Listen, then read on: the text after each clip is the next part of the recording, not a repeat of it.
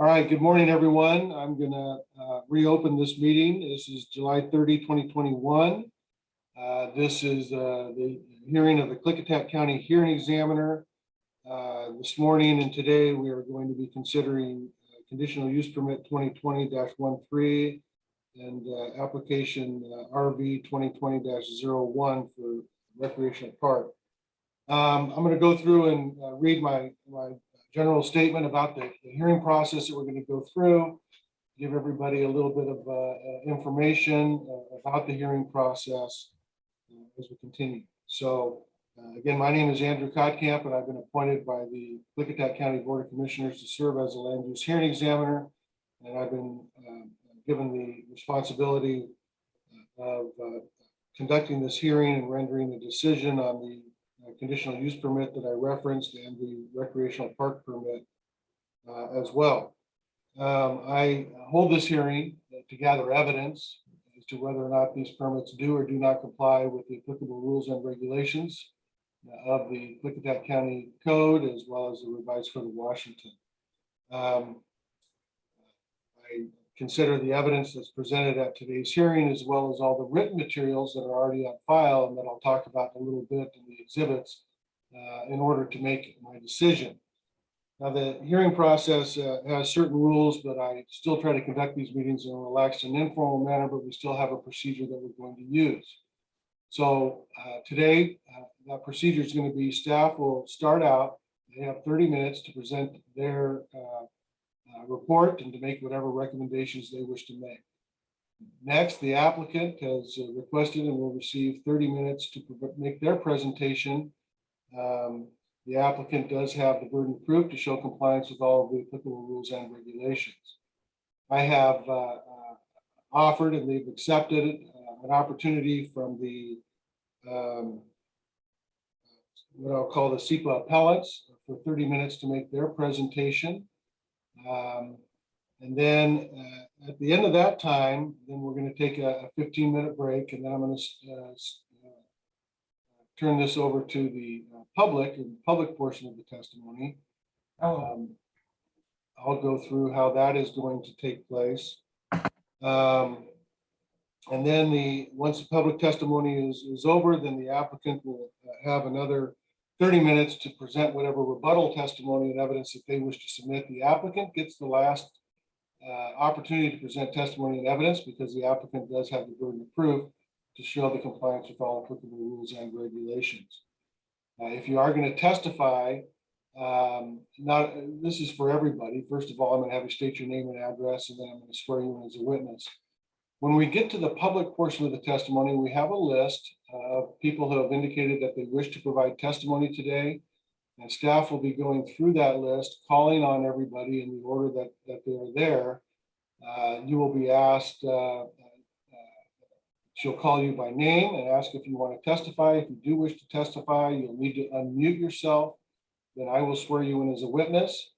And then I'll ask you what you want to tell me about this project. For all members of the public, because we have a large number of people who want to testify, I have limited the public testimony to 3 minutes per person.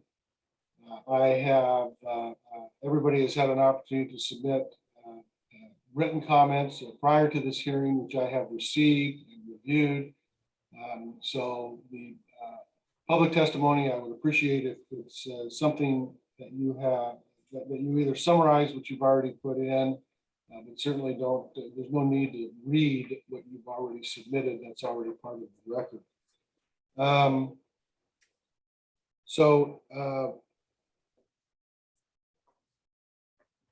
If there's a need, if I find that there's a need in my sole opinion for additional written testimony to be submitted, I can keep the record open.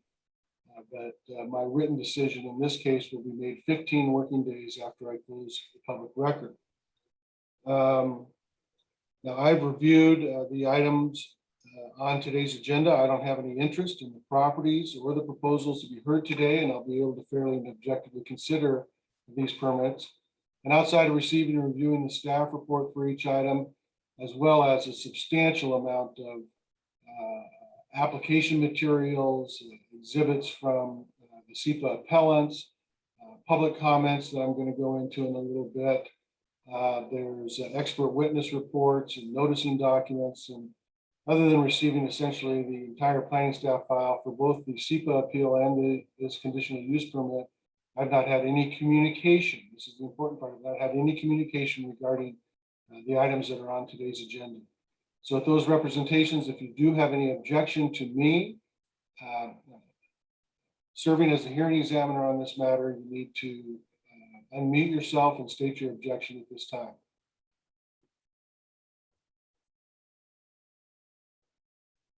All right, hearing none, we're going to turn to the items on today's agenda. As I indicated, this is a conditional use permit application, given application number CUP 2020-13 with a recreational park permit, given application number RV 2020-01. What I'm going to do, I'm going to admit into the record at this time by this reference, and it's quite a list, so just bear with me, but I want to make sure I get this all on the record. And if you feel that I've missed something, then please let me know.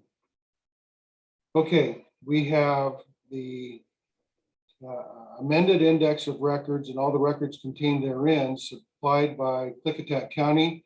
Those are given Bates numbers C10001 through C11764.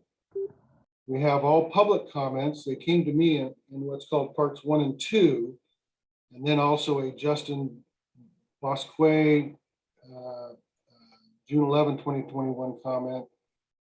Those will all be admitted into the record. Those public comment records are indexed by Bates stamps 12000 to 12463. The staff report of May 1st, 2021 will be admitted into the record. And as I indicated prior to the hearing, I'm also going to be admitting into the record all of those exhibits that were listed on the applicant's exhibit list, as well as the SEPA appellant's exhibit list. And the reason why I am doing this is because those records and documents that were submitted and the expert witness reports and the declarations, a lot of those have information that are applicable not only to the SEPA appeal, but also to these conditional use permit applications. So all of those exhibits are going to be admitted into the record. That would include all the expert witness reports that were identified in the exhibit list and in the statements that the applicant and appellant submitted about who's going to be testifying live and who's going to be testifying by report and declaration.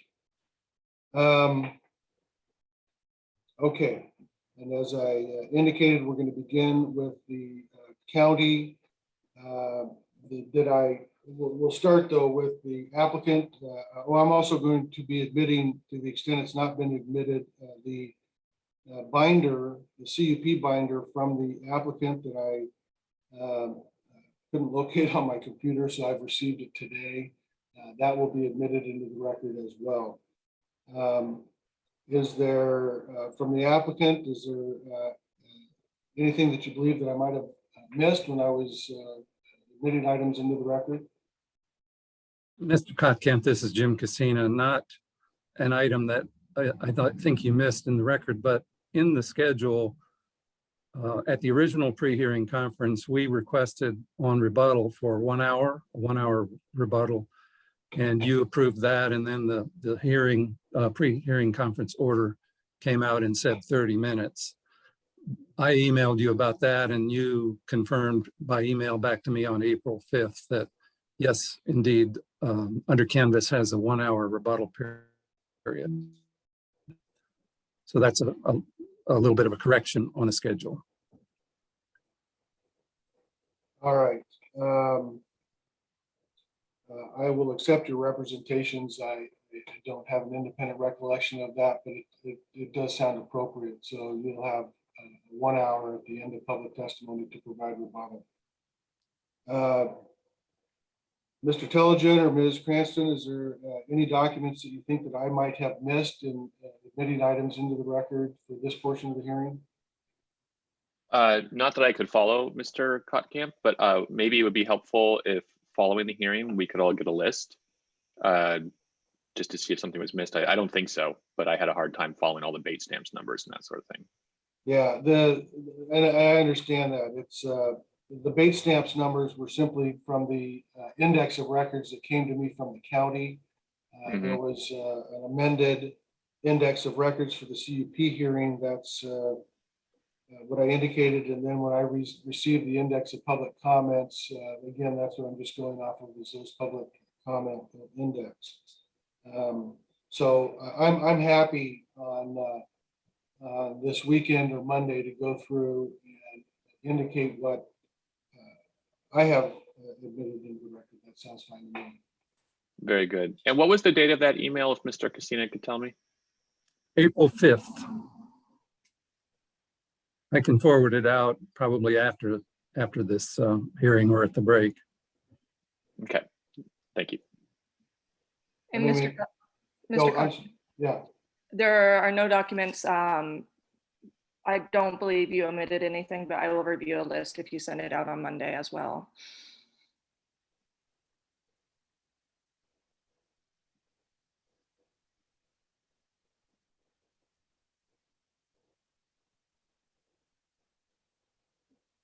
All right. If there, I will send out that list.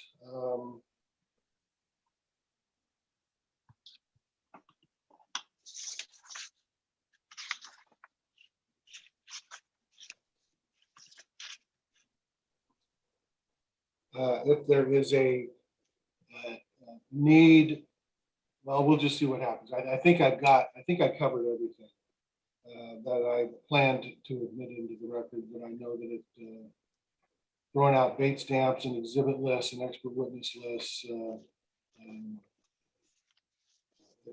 can get confusing. All right, so we'll turn this matter now over to the county for their presentation.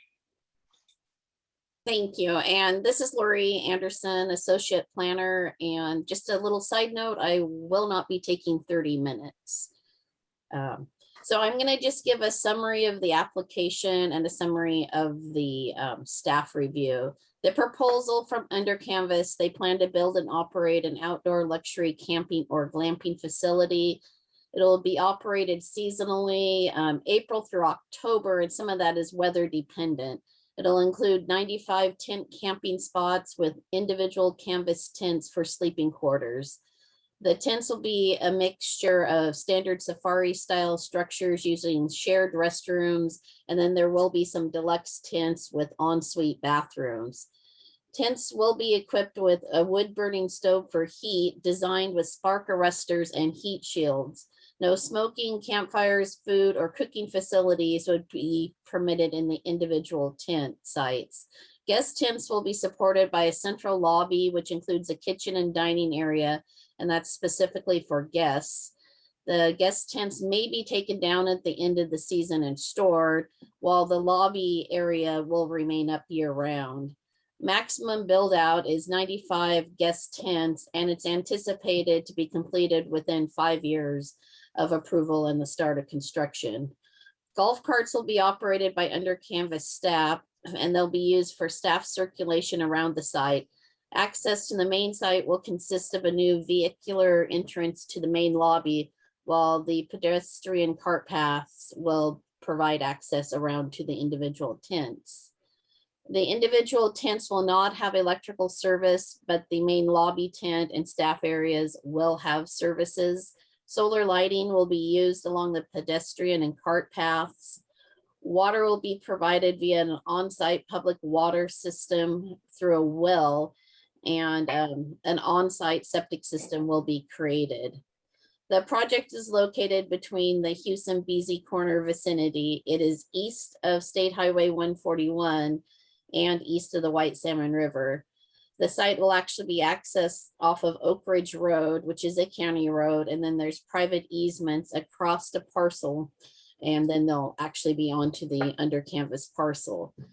And this parcel is approximately 119 acres in size, and it was once an industrial tree farm managed by Weyerhaeuser Timber Company. The site was logged in 2014. The project area has a mix of heavily wooded and clear-cut areas. It's characterized by sloping topography varying from gentle to moderate slopes, with the steepest portions to the north central portion of the project, and it is above the White Salmon River. Under Canvas proposes to maintain and manage the majority of the tract for long-term forest use in accordance with a forest management plan. The remainder portion will be withdrawn from the current use taxation classification and will be developed. A Class 4 forest practice application will be obtained from the Washington State Department of Natural Resources to convert the approximate 27 acres to the non-forestry use. On the site, there is one on-site delineated wetland. There's 3 type-in waters or streams, and there are 5 mapped western gray squirrel nest sites, and those were done or located through previous formal surveys. An up-to-date survey of squirrel nests will be required prior to any land disturbing activities, including tree removal. And a critical areas report is on file with the county. Adjacent property and or interested parties were notified of the proposal. 88 written comments were received, and staff did request review and comments on the application environmental checklist from various state and federal agencies. Staff findings: the applicant proposes to utilize a 27 acres of approximately 119 acres for the seasonally operated glamping facility. The Klickitat County Comprehensive Plan, the Houston-Beasley Sub-Area Plan, designates the subject parcels as well as the surrounding parcels as resource lands. The administrator has identified this development as a conditional use pursuant to the Klickitat County Code. The applicant is subject to the resource land zoning designation or zoning district. A preliminary mitigated determination of non-significance was issued August 27th, 2020, which was then withdrawn in October 20th, 2020.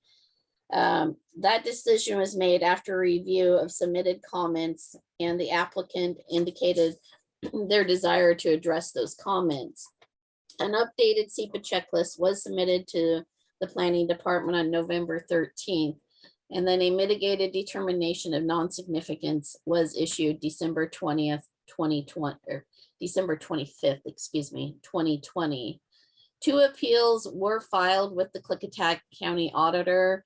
One of the appellants, J.S. Morrow, withdrew his SEPA appeal on February 19th, 2021.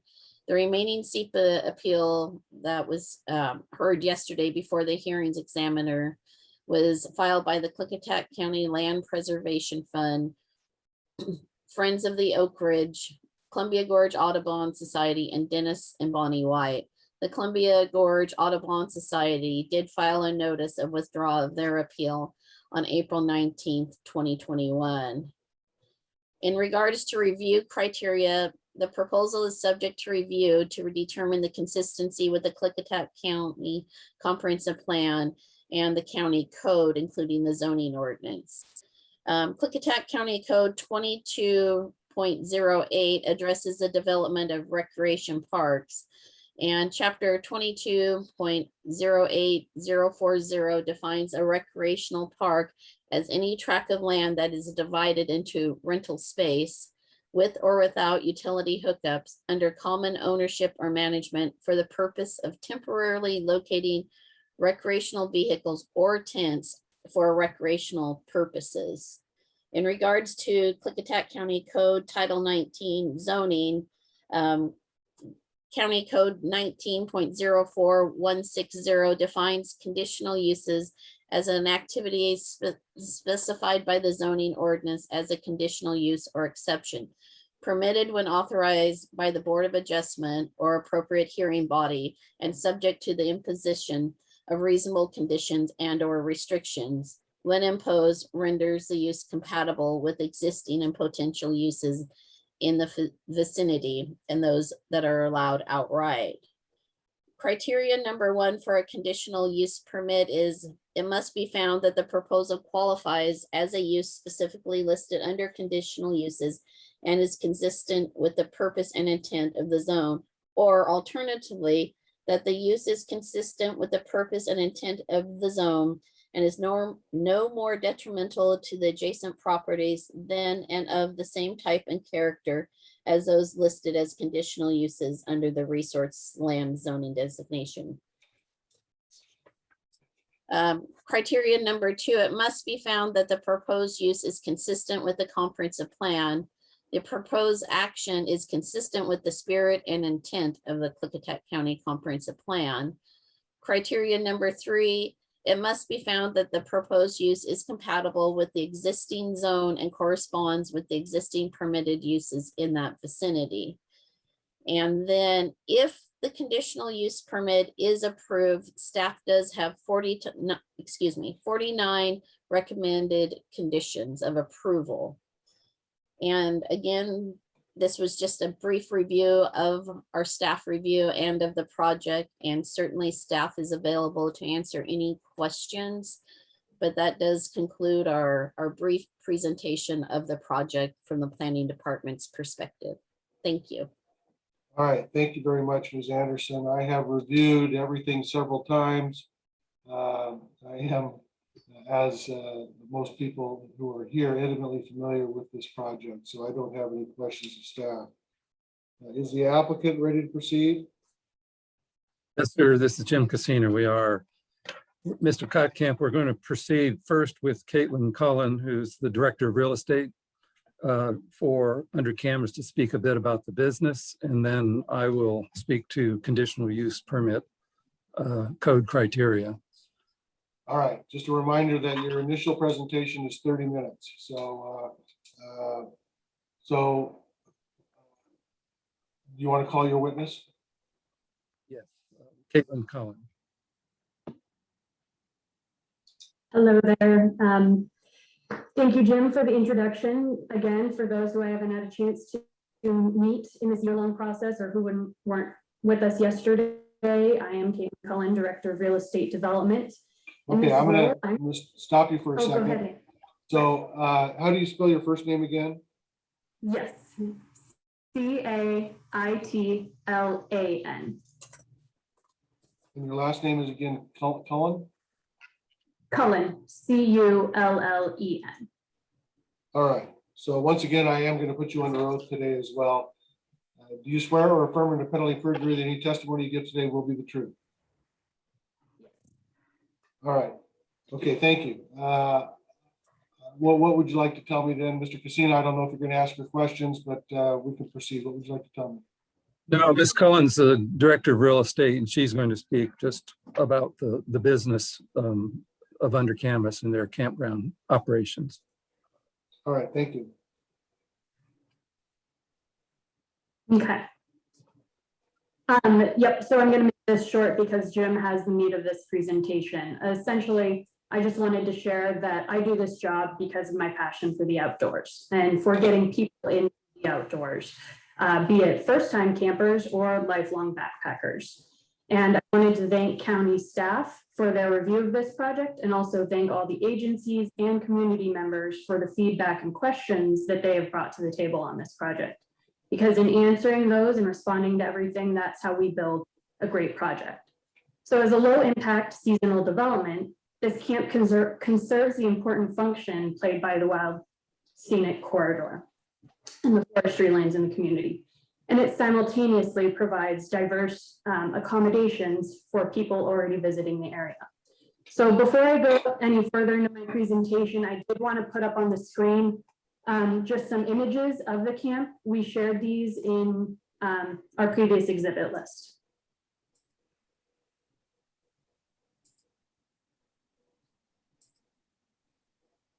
Okay, did that come through okay?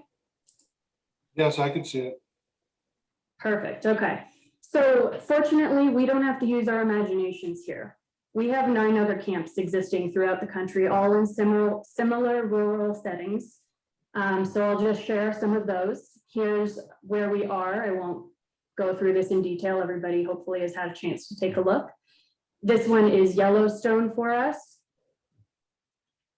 Mount Rushmore, a similar heavy treed site. You'll see that we use gravel pathways throughout to get around camp. People park once and leave their car where it is. This is our Smoky Mountains location. A little more detail on the tents. These are tents. Again, as Lori said in her staff report, they come down at the end of the season. There is dust, there is bugs. People are camping. These are not permanent structures. Our tent designs are fire retardant materials, and they are designed to have a minimal impact on the site. We don't allow food and we have no power to the tent. We're all about disconnecting and actually just being in nature. A little more about how people use the space. You'll see we have activities, yoga. Sometimes we might have somebody play a little acoustic music. Folks hang out and eat dinner after a long day out enjoying activities in the surrounding area.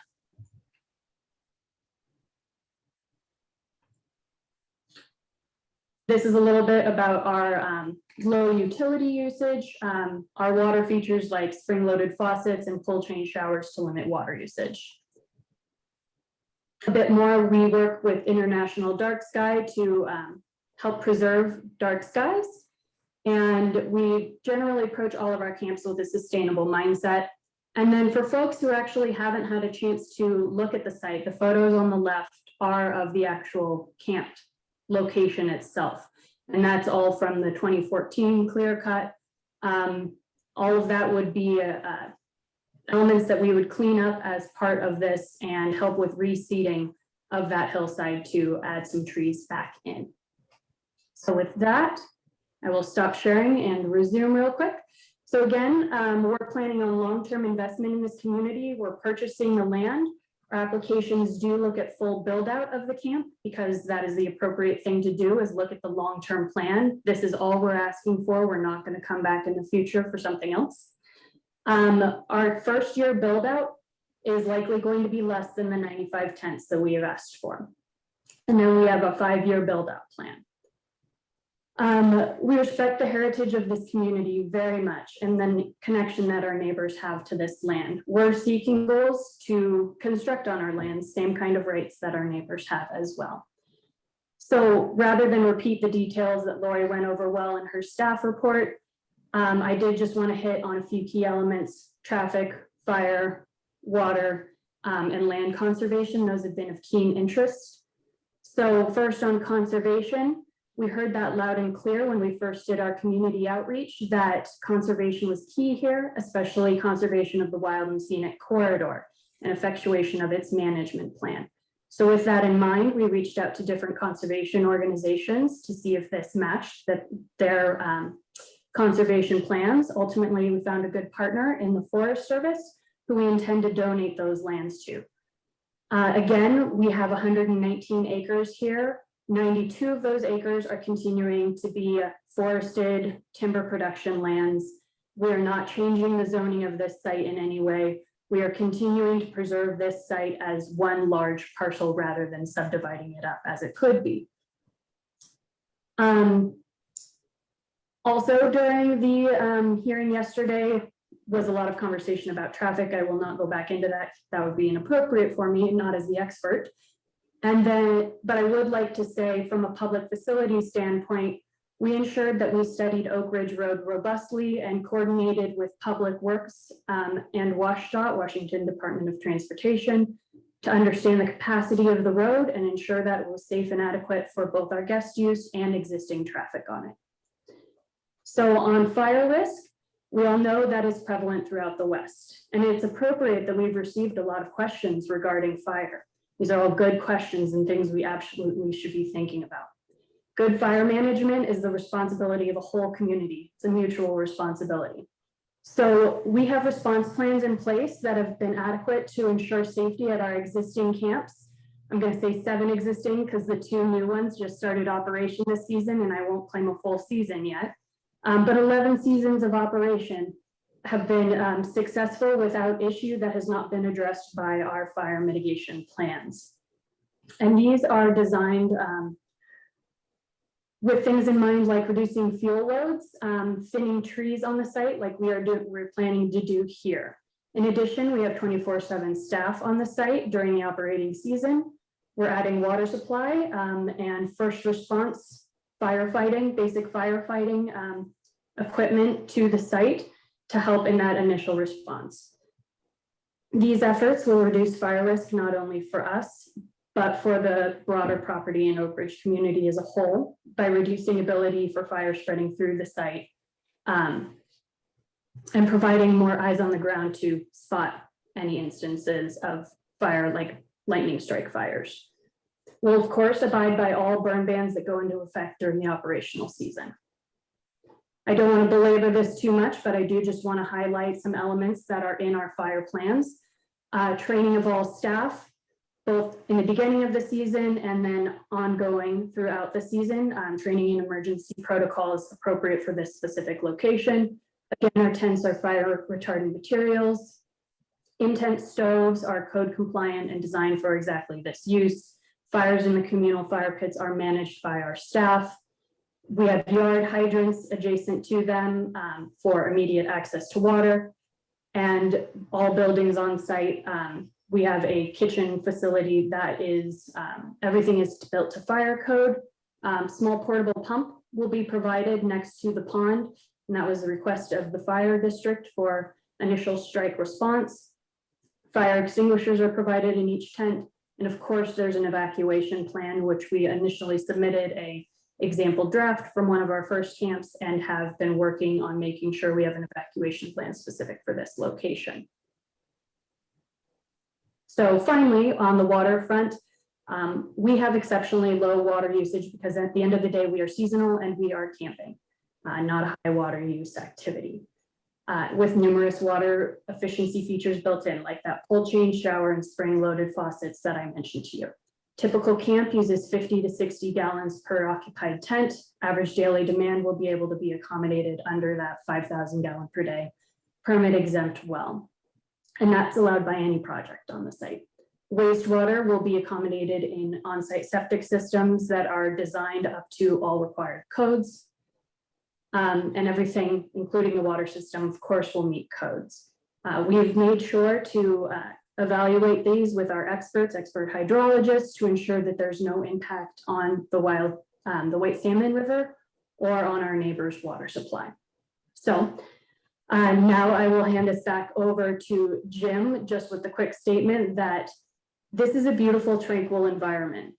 And we want to do all we can to help preserve that environment, because at the end of the day, it's great for the community to have that peace and quiet, and also it's what Under Canvas relies on, is a tranquil, well-preserved natural environment. So Jim, I'll hand it back to you.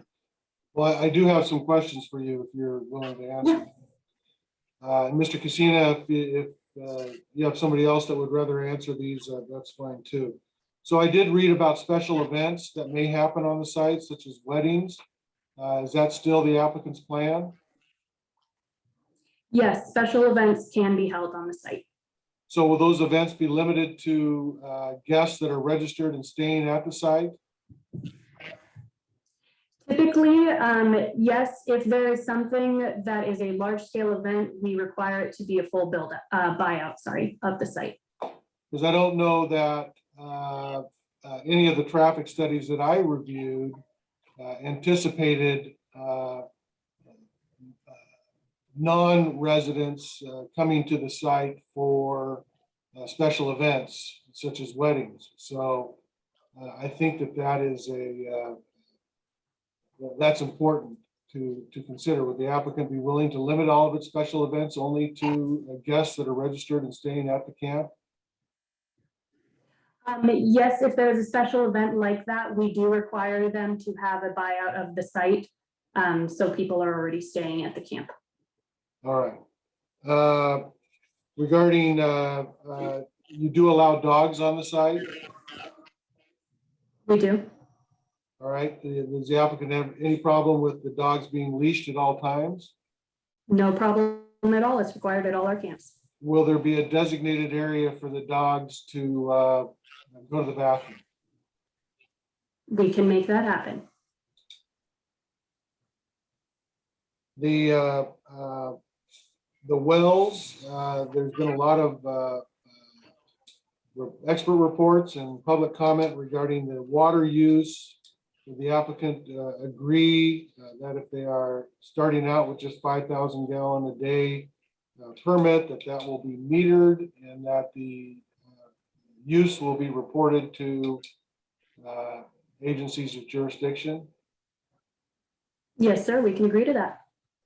And then the camp stoves within the units, I understand the applicant willing to comply and appropriately so with all of the burn bans.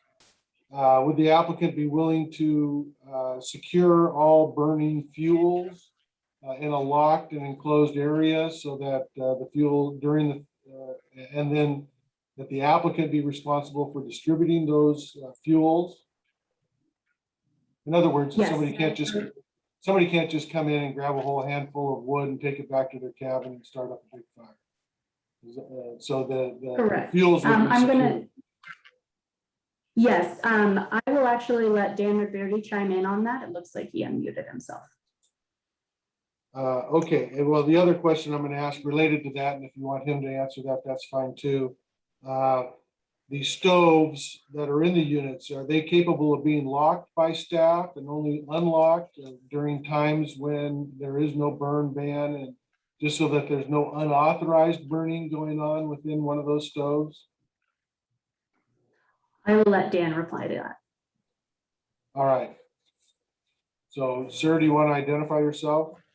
Yes, Dan McBrady. I'm the Chief Development Officer for Under Canvas. All right, Mr. McBrady, it's McBrearty. Correct. All right, I'm gonna put you under oath again. You swear or affirm under penalty of perjury that any testimony you give today will be the truth? I do. All right, thank you very much. So we were talking about securing fuels and securing the indoor stoves. Yes, the stoves inherently don't have a locking mechanism on them because they're just a standard commercially available stove. Admittedly, it's not something that they're equipped with. I'm very familiar with our units, and they don't have any sort of latching mechanism, if you will, that can be locked. We are a 24/7 staffed camp. We do distribute the wood to the actual tent sites. And in the event of a burn ban, we can certainly not deliver fuel, although the wood, although I will say that, as you probably saw in the pictures, we have, generally speaking, these units that hold the wood at the tent so that I guess can use it as, when appropriate. What I would request is that we allow our staff on site, which is there, as I said, 24/7, to make sure that there aren't any stoves being used during a burn ban, and have them be the ones notifying the guests that the burn ban is in effect. And we will work with our staff to not deliver the wood to the guest tents during those periods as a mechanism, if that would work as an alternative to what was proposed. I'm just, I understand your position. I'm taking the risk of fire very seriously. And so one of the ways to avoid that would be to secure fuels and to secure stoves so that they're not used during ban areas.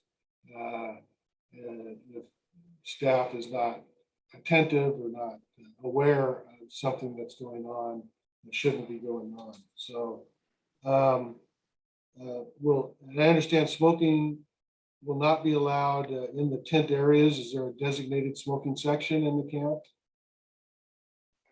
Yes, generally speaking, we have an area with one area at a, excuse me, at each camp that has the I'm not sure what they're actually called, but they're the sort of the cigarette butt disposal units for safe disposal of cigarettes.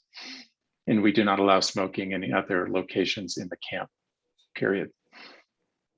All right. And did you agree with all the other representations to my question or answers to my questions made by Ms. Cullen? Yes. All right, thank you. Is there anything else that you'd like to add at this time? No, sir. Thank you for the opportunity. All right, thank you very much, Mr. McCurdy. Mr. Casina? Thank you, Mr. Kotkamp. Can you tell me where I stand on our half-hour time? I think the questions. Yeah, I that you had were- some questioning in there. We'll go 15 more minutes. All right, thank you. So the question now, of course, is whether or not a conditional use permit and a recreation park permit for under canvas campgrounds should be approved. Your task, of course, is to measure the campground proposed together with the staff recommendations for conditions against the standards set forth in the Klickitat County Code. The under canvas property is classified as resource lands, as we all know now. The regulatory scheme for conditional uses in the resource lands district is primarily defined in what I call new county code, the amendments that were discovered some time ago, 2.26, chapter 2.26. And the code provides first that conditional uses are expressly allowed in the resource lands district. Second, that there are a number of approvable primary conditional uses. And then third, there is also a broad general permittability standard that Ms. Anderson referred to, that any other use is judged by the Board of Adjustment to be consistent with purposes and intent and no more detrimental to adjacent properties and of the same type and character as the named primary conditional uses are approvable. So if we look at the primary conditional uses listed in the code, this is section 2.26.4, the names include camping clubs. The names also include parks, a term that's not, parks being a term that's not otherwise defined in the code, but which the county has decided includes the under canvas campground. And then there are other more heavily impactful uses that are permitted as conditional use permits or permittable. Since the code speaks to the question of, in this general approvability standard of detriment to adjacent properties, the standard applies only to adjacent properties. In this case, as we pointed out in our brief, there are 7 parcels of property on all sides. 6 of those 7 are all forest land. None of those 6 parcels is occupied by either a dwelling or an agricultural business. The 7th one is across the river, buffered from the under canvas property by the White Salmon Wild and Scenic River Corridor, and is an agriculture parcel. There's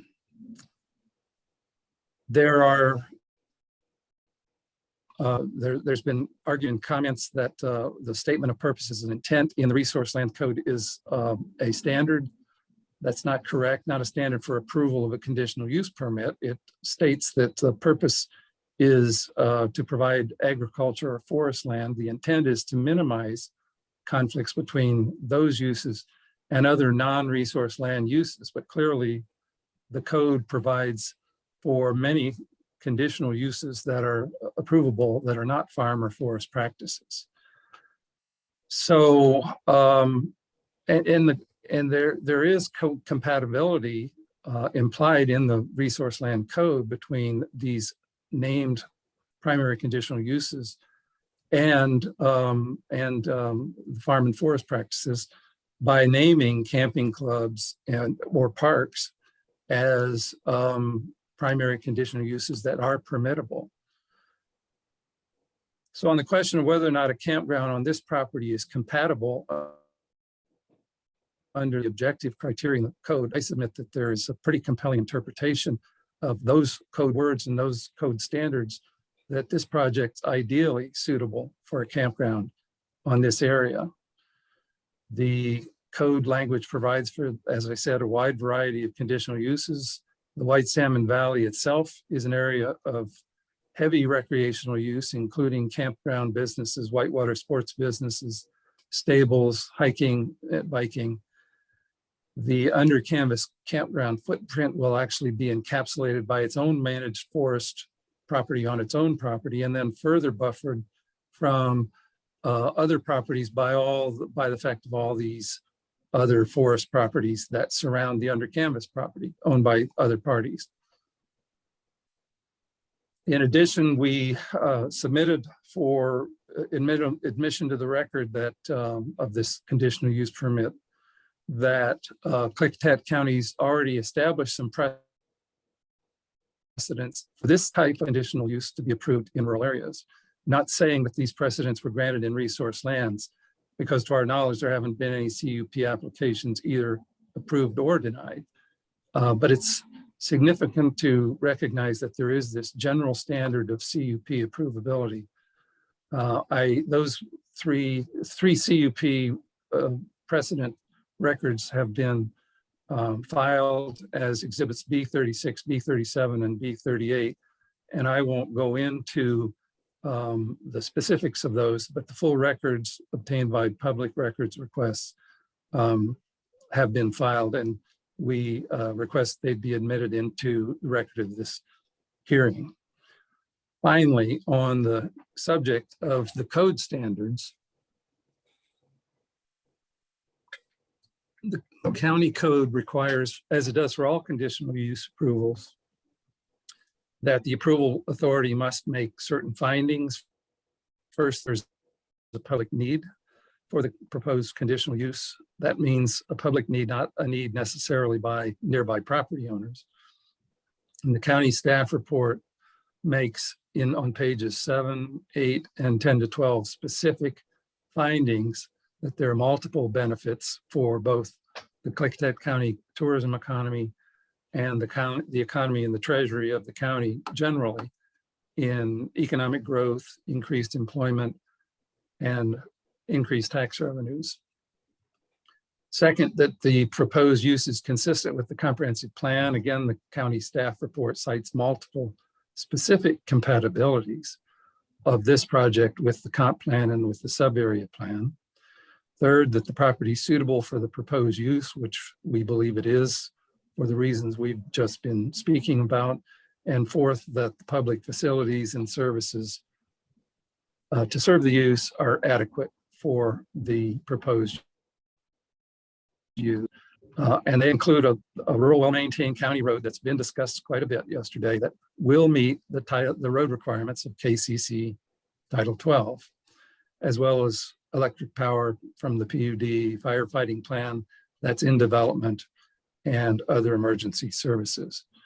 Now, quickly on the subject of the recreation park, the code doesn't really specify, it specifies an approval process without really specifying an approval standard. It's basically a form application together with a SEPA checklist, CUP application, what's applicable here, and a binding site plan, which is a standard of technical site plan presentation and detail requirements. So if the SEPA MDNS is confirmed, the CUP is approved, and the binding site plan meets the technical requirements, then the application for the recreation park permit must be approved. And then finally, I want to speak just briefly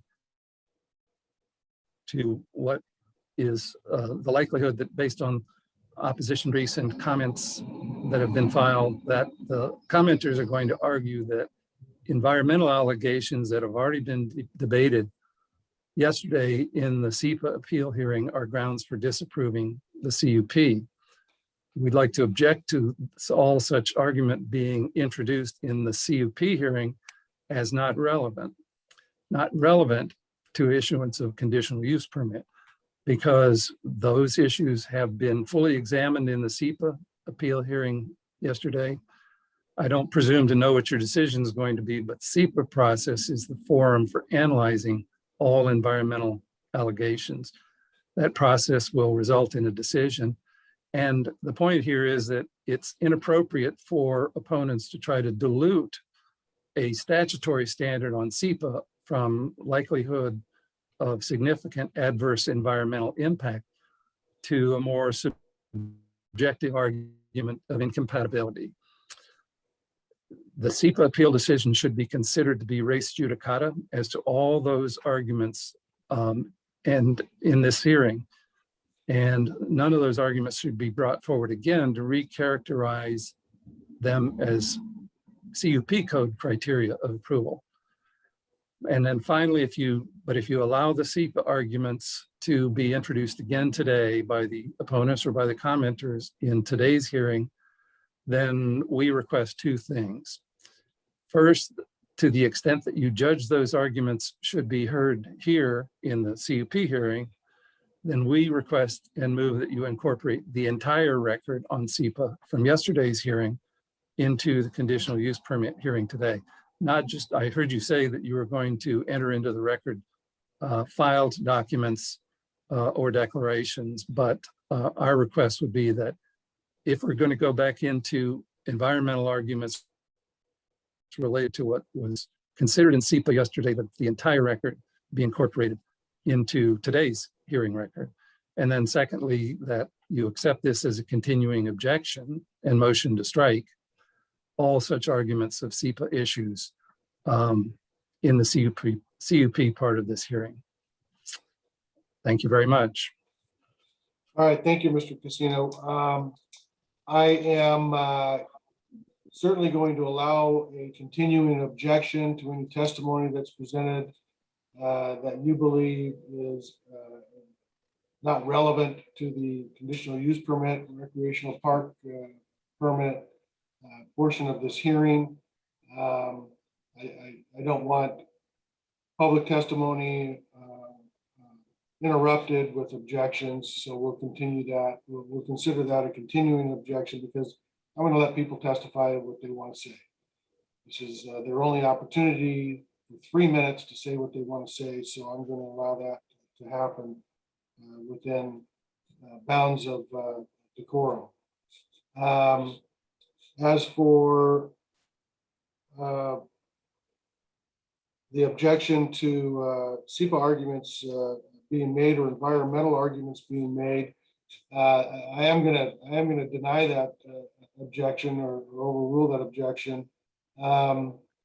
As I said, there's the CUP criteria is intertwined in many ways with the evidence that came in yesterday as far as in the SEPA appeal hearing.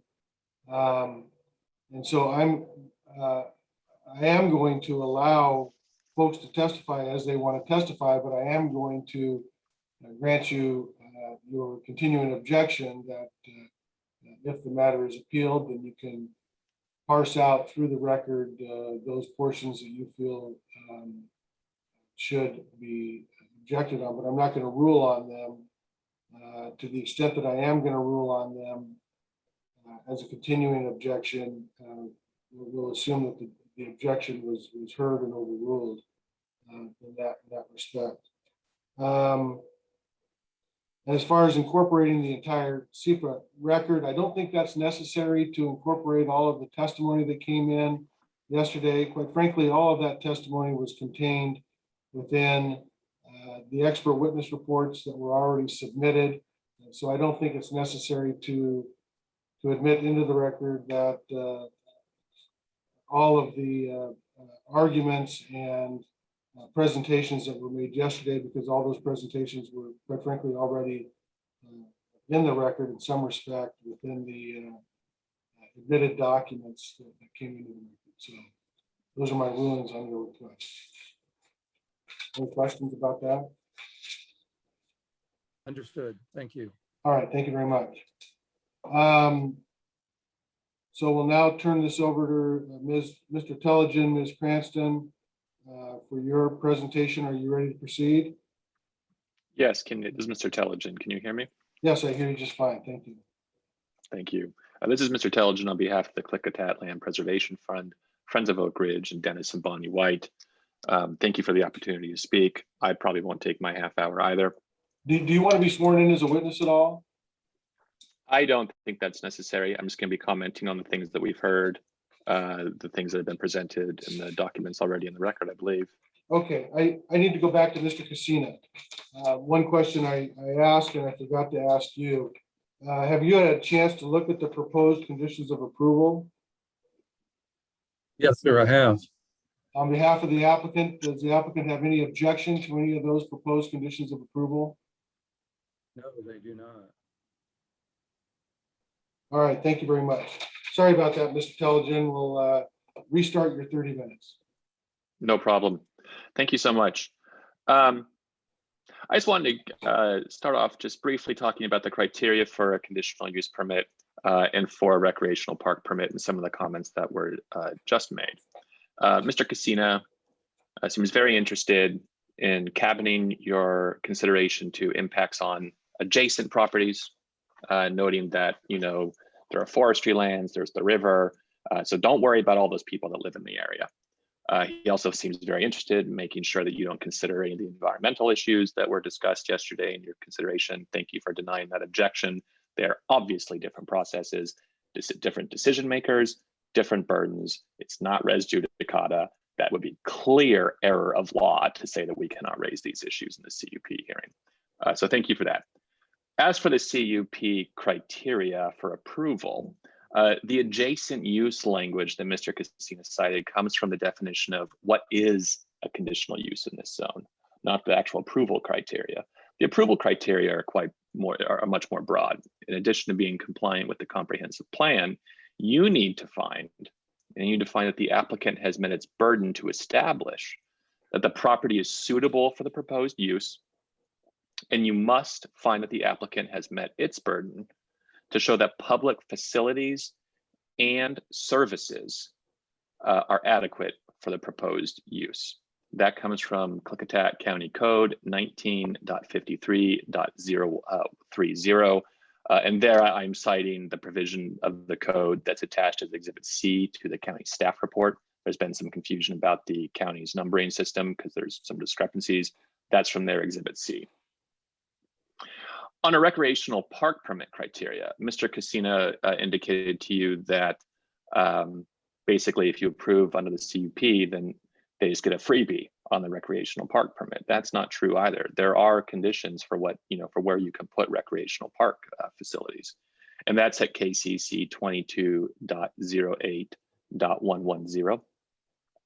And it says there regarding the location of recreational parks, recreational parks shall only be permitted where allowed by zone classification and shall not be permitted in any area found unsuitable for such development because of poor or undesirable drainage, physical topography, soil characteristics, public access, or other features that, quote, may be harmful to the public health, safety, and general welfare.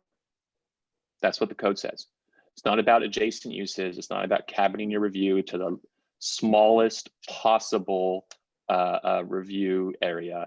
It is about whether or not this project is or may be harmful to public health, safety, and general welfare. Now, I want to just give you a little bit of thought and context. Mr. Cassina has said, well, there's these other precedents. Hey, this is no unusual thing in Klickitat County because the county has approved similar conditional uses in the past. Well, we submitted a comment letter. We discussed it in a brief. I'll just give you a very brief overview. The punchline is that it is blatantly false. Mr. Cassina provided 3 precedents of other similar facilities. One is called Econ Ranch. It was a small children's summer camp. For example, in that case, the expected traffic to be generated was 40 vehicle trips per week. 40 vehicle trips per week. That's in his exhibits. The Getaway Cabins was his other precedent. Also 40 vehicle trips per week. And it was located near the intersection of East Main Street and the Glenwood Highway in Glenwood, all of which are 2-lane paved roads. Then there was a seasonal wedding venue described as sometimes having weddings that would generate, when it operated, 80 vehicles per day. And that was on a major two-lane thoroughfare in Snowden. So those are the 3 precedents. A children's summer camp with 40 vehicle trips per week, some getaway cabins also at 40 vehicle trips per week on a 2-lane paved road, and a seasonal wedding venue with a max 80 vehicles per day on a major 2-lane thoroughfare. Those are the 3 conditional use precedents he cites. None of them are anywhere near a 95-unit luxury camping resort on a narrow gravel winding road in logging country, generating hundreds of daily vehicle trips per day. It's not even comparable. Now, when we talk about whether or not this project is or may be harmful to public health, safety, and general welfare, I think the project is very troubling. We noted inconsistent statements between the original SEPA checklist and the new SEPA checklist that Ms. Cullen filled out. At least she signed it. I don't know who actually wrote the words. In any event, the first one said the fire risk is going to go from moderate to high. You can imagine how concerning that is to people who live in the area. Second one said, oh no, that's not true. It's currently high. It's going to go down to moderate. They just flipped the words. We've briefed it. We've asked about it. Never once has there been an explanation. Never once have they talked about why this is the case. When I asked Ms. Lindblad yesterday, she didn't know the answer either. When we asked yesterday, or actually yesterday, Mr. McDonald asked Chief Long whether the risk of fire would go up with the project, he said, quote, that's somewhat debatable. And in any event, as we noted yesterday, Chief Long is not an expert. He's a layperson. It is also very concerning, frankly, yesterday that Mr. McBrearty, who spoke today, this is not a personal dig on him. He seems like a very nice gentleman. He indicated that they had recently had a fire at their Moab site, which began in a storage area. Now that was contained. I don't know if Moab has a lot of trees. My understanding of Moab is that it's in a desert. But you will note, for example, on the proposed site plan that there are two storage areas in this case planned for the wooded area in the immediate middle of the property. The applicant's own forestry expert has identified this area as forest cover type 4, which he describes as having the highest risk stands within the property in terms of fire. In that area, the highest risk stand under Canvas is also proposing to locate 16 tents, guest parking, employee parking, the golf cart parking and charging station, and a pump house.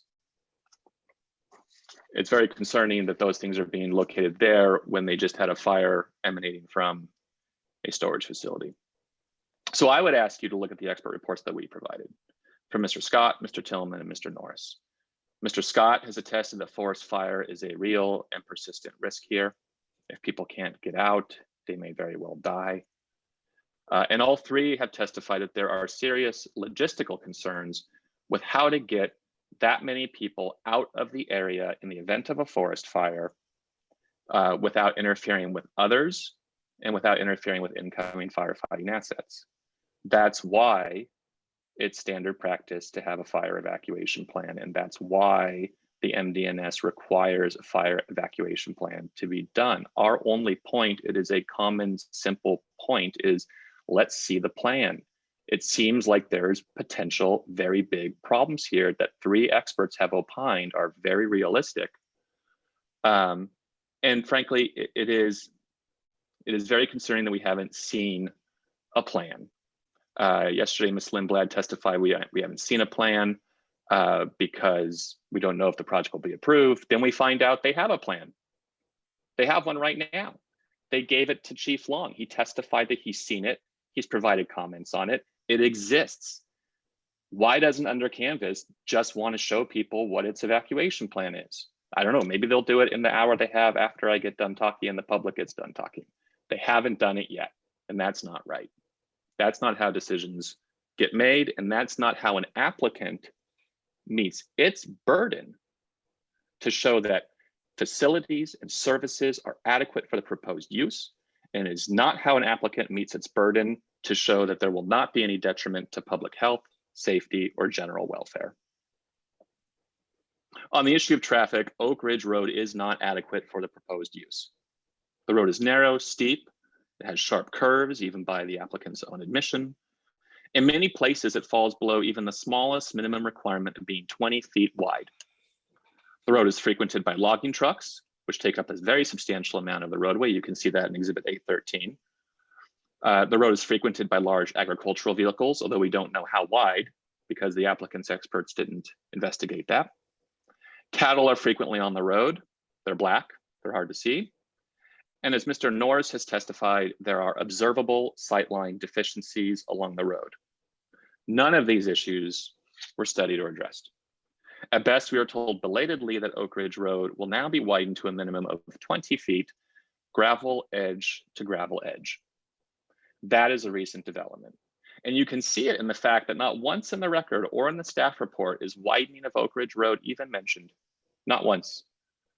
Oh, they do mention widening the 130 feet adjacent to the entrance. Nowhere else. In fact, everywhere else, they only have positive things to say about Oak Ridge Road.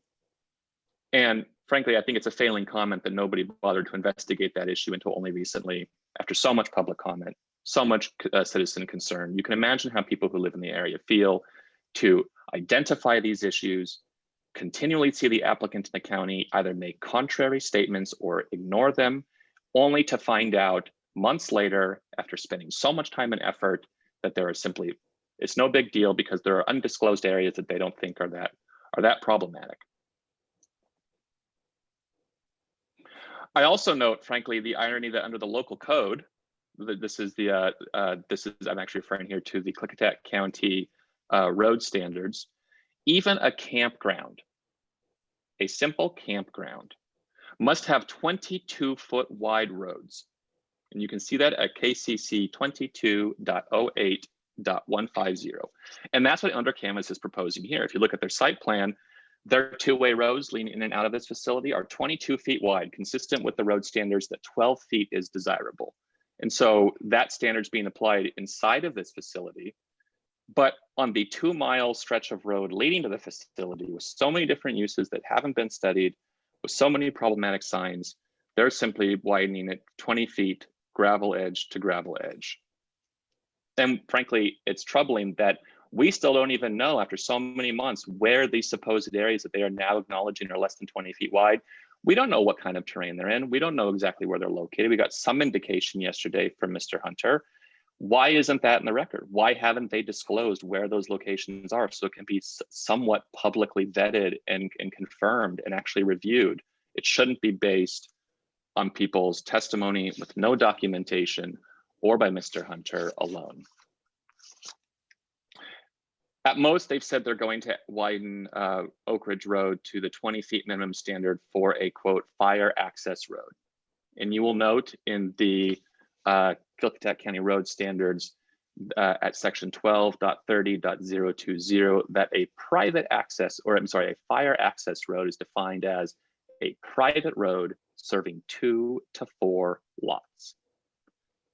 So this is the minimum standard for a small road serving 2 to 4 lots, and they're proposing it for a major road leading to a 95-unit luxury camping resort with everything else that goes on that road. There has been zero analysis as to whether meeting that minimum standard is alone sufficient to make Oak Ridge Road safe, let alone whether or not we need to deal with sightline issues, vertical and horizontal alignment, anything else on the road. Ms. Cullen stated a moment ago that the other UC sites are located in similar areas. I would encourage you to review the report of Ross Tillman. We also provided aerial imagery in our exhibits of the other sites that they referenced. They are nowhere near like, they're nothing like this site. The roads that serve those sites are not frequently used. They are not as long, they are not as curvy, and there's no indication they're as steep. They just don't appear to be anywhere similar to Oak Ridge Road. And I guess ultimately we still just simply have no information about in terms of actual use by Oak Ridge Road by large vehicles, pedestrians, bicyclists, equestrian use, or cattle. No assessment of pedestrian needs. There's been no assessment of deficiencies in the road geometrics.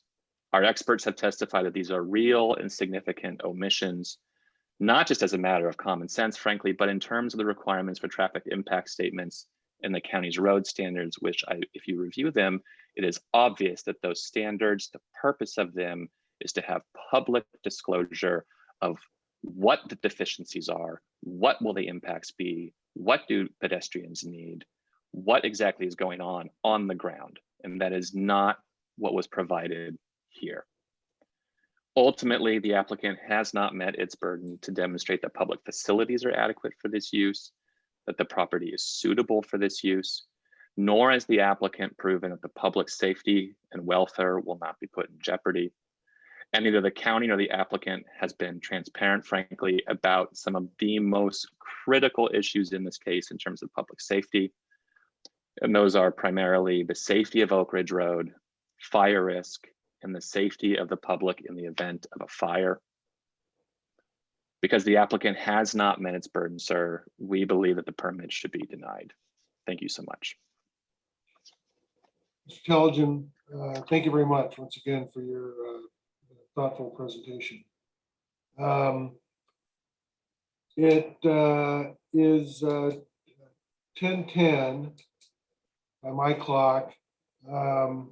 So we're going to turn this over to public testimony next, but I am going to take let's take a 10-minute break, because then we'll push on through to the noon hour. So we will reconvene at 10:20. For the public, again, there's a lot more people here now than there were when I opened the hearing.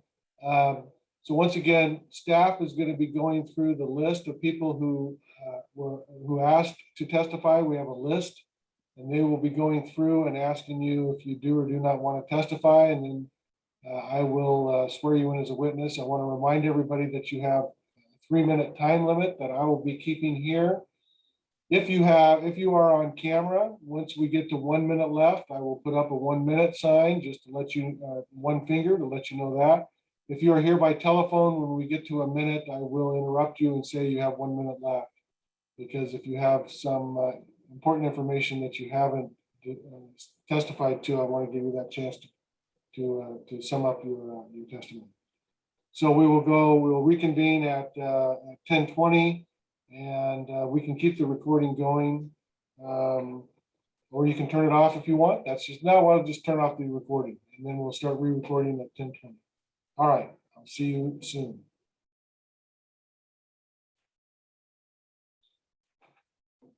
All right, everyone, we are back on the record. Again, this is the continuation of the hearing that was begun yesterday on July 29. It's now July 30, 2021, and we're considering permit application CUP 2020-13 and RV 2020-01. We're going to turn this matter over to the public now. As I've indicated before, staff will call on you one at a time. When you are called on, please unmute yourself. You'll be asked if you want to testify, and if you do want to testify, then I will put you under oath. Once again, tell the public that this is not a question and answer period. This is a time for you to provide facts and evidence as to why the projects do or do not comply with the applicable rules and regulations. So we'll start with, turn it over to staff to start going through the list for us. Thank you. And we'll just start at the beginning of the list. We have James Tyndall. Mr. Tyndall, did you wish to provide testimony today? Hello. Do you hear me? Yes, I do. That's great. You, I did not. Need to have you state your name and address for me first, and then I'm going to put you under oath. My name is James Tyndall. I live at 199 Oak Ridge Road, White Salmon, Washington, 98672.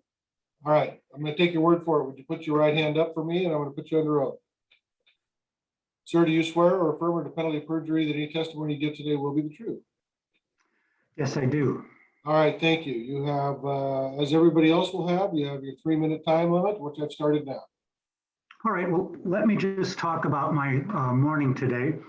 I drove out of Oak Ridge Road about 8:30 and encountered 3 pedestrians, 1 dog, and at the intersection of Rattlesnake and Oak Ridge Road, somebody ran the stop sign.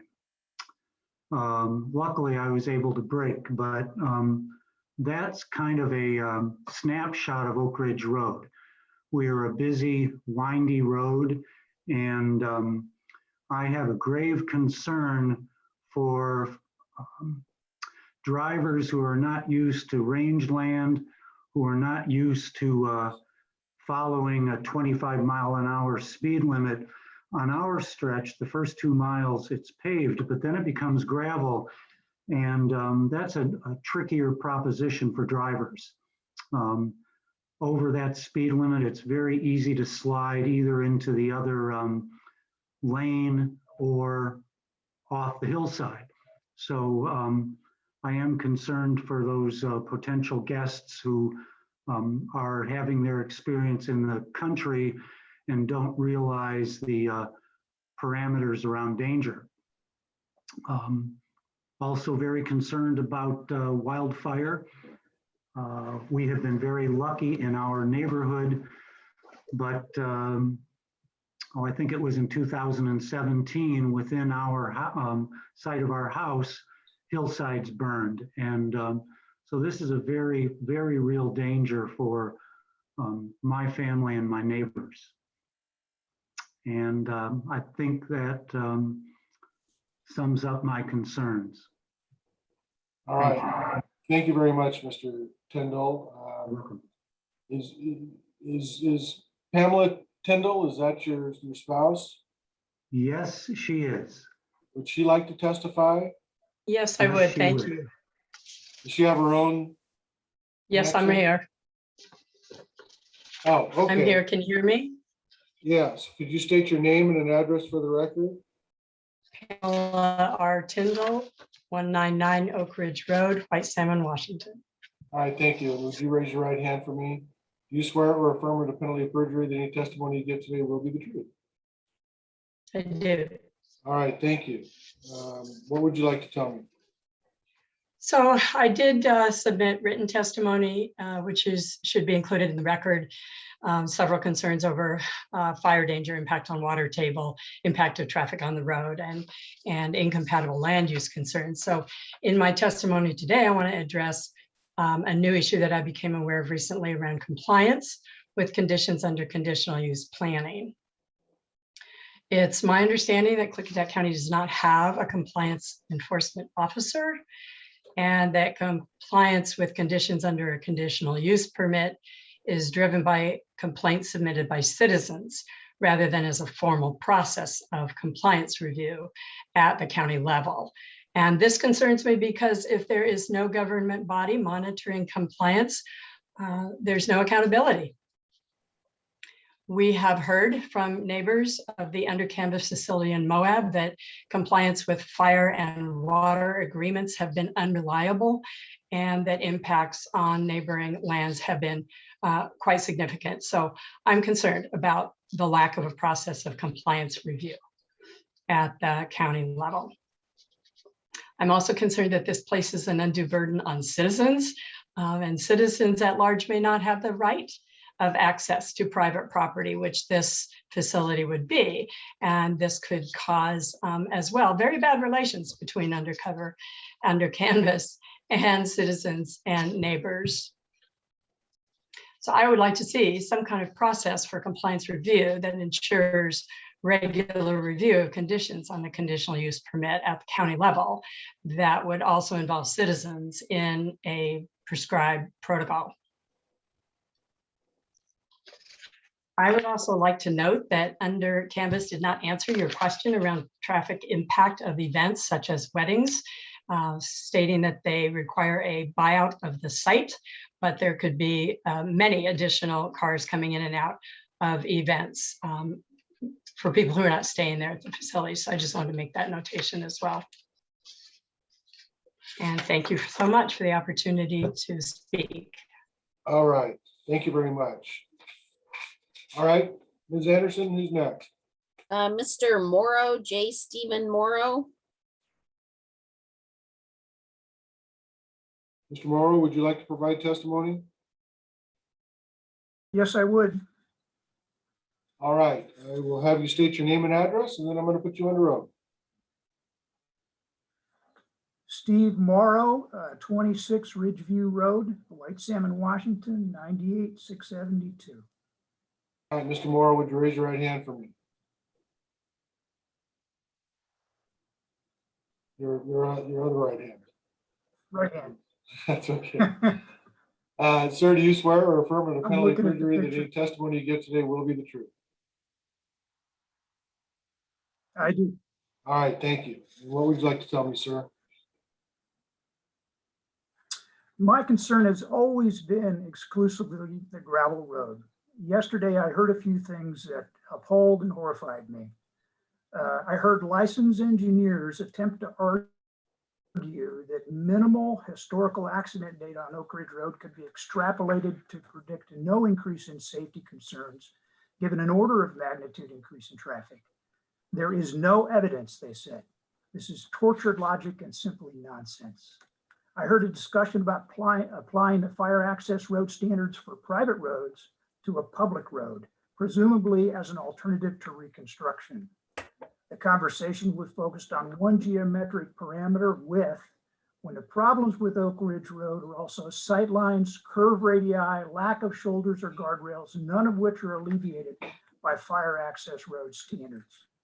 I learned that the county engineer guided and adjudicated all traffic issues for the county. For him, I have but one question.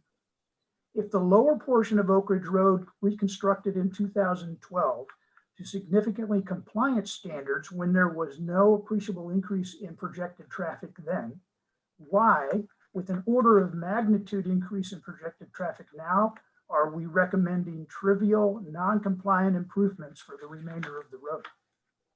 Yesterday, I was horrified to learn traffic consultants Ms. Flisikowski and Dr. Brown never bothered to visit Oak Ridge Road. DKS never measured or surveyed the road, even though to any professional engineer, it would be obvious upon casual inspection that the gravel portion is a problem. So let's cut to the chase. The gravel portion of Oak Ridge Road does not currently meet WashDOT, AASHTO, or Klickitat County Title 12 transportation guidelines or requirements, period. To provide an acceptable threshold of public safety for under-canvas traffic, this portion of the road must be reconstructed, a $1.5 to $2 million bill. Under Canvas, understandably, doesn't want to pay their share for that level of reconstruction. It harms their business case. So here we are, considering trading public safety for private interests. Mr. Examiner, I am pleased to hear that you're going to visit the road. When you do, I promise you an epiphany. That epiphany is that no one in this progress is advocating for public safety when it comes to this issue. Not DKS, not under Canvas, and not the county. No one except the public themselves, and hopefully you. I hope you will err on the side of public safety. The citizens of Klickitat County deserve that. And I think my 3 minutes are up. Yes, they are. All right, thank you very much, Mr. Moore. I appreciate your comments. All right, who do we have next? We have a John Farnham. Sorry if I mispronounce. Mr. Farnham, did you wish to testify today? Yes, I do. Let me, sorry. We have two computers. I want to make sure my name was up as well. All right, can you state your name and an address for me, please? Yes, could you repeat that? My sound was down. State your name and address for me. Okay, it's John Farnham, and my address is 3242 Northeast 50th Avenue, Portland, Oregon, 97213. All right, thank you. Would you raise your right hand for me? Do you swear or affirm under the penalty of perjury that any testimony you give today will be the truth? I do. All right. Push the start button. What would you like to tell me, sir? Thank you. I've been listening to all of the comments. My parents are here, Marlene and Thomas Woodward. I spent time the last 26 years working with them, building Oak Ridge Vineyard from the ground up, literally planting roots in this neighborhood. And I would like to just say one thing. Who is at stake here in terms of this project? Certainly it's not under Canvas, because they're not going to live here. The only people affected by this are the people that live here on Oak Ridge Road. Are they going to be risked by this project? No. And I respectfully say that we need to listen to the public, because that's the process here, the people that are going to be affected. And the people that are going to be affected are me, my family, my children, and my parents. And I want to do a little thought experiment. Can everyone just sit for a second and think about what would it be like if your parents were upwind and uphill on a dead-end road when there are 300 people potentially with fire dangers exceeding moderate to high, and I want to see if you could see that. That's the picture of the fire danger today. It's extreme. That's the Hewsum Fire District 3 sign with DNR. It's extreme. It's not moderate to high. So what would it feel like to you if you had to experience that? Well, guess what? I don't have the luxury of having this thought experiment. This thought experiment is real. And I hope everyone who is listening to this understands that this is the real danger of having such a project. Now, sure, there are compatible sites all over Klickitat County, but this is going to be the largest overnight accommodations in Klickitat County. It's comparable to Skamania Lodge, the other big site in the gorge, and that's right off SR 14. Why would we build something like this? It's not applicable to the services that are available. Sure, we could do something like put an elevator down the base of the Grand Canyon. We could put a platform on top of Mount Hood and have a gondola go there, but should we? Absolutely not, because that's not compatible use. And this is similar to those big build outs that they're requesting, is to do something extraordinary to this neighborhood, completely redefining what Oak Ridge will mean to me, future generations who are taking over, and to my parents who actually are in the front line of danger, and our property is the most adjacent property that you can get. Our road is going to be traveled on by 30 to 50,000 people each year because of this. And the access and the dangers are way too much to approve this conditional use permit. Thank you very much. All right, thank you very much. I note your parents are there. Would they like to testify at this time? They're on the list.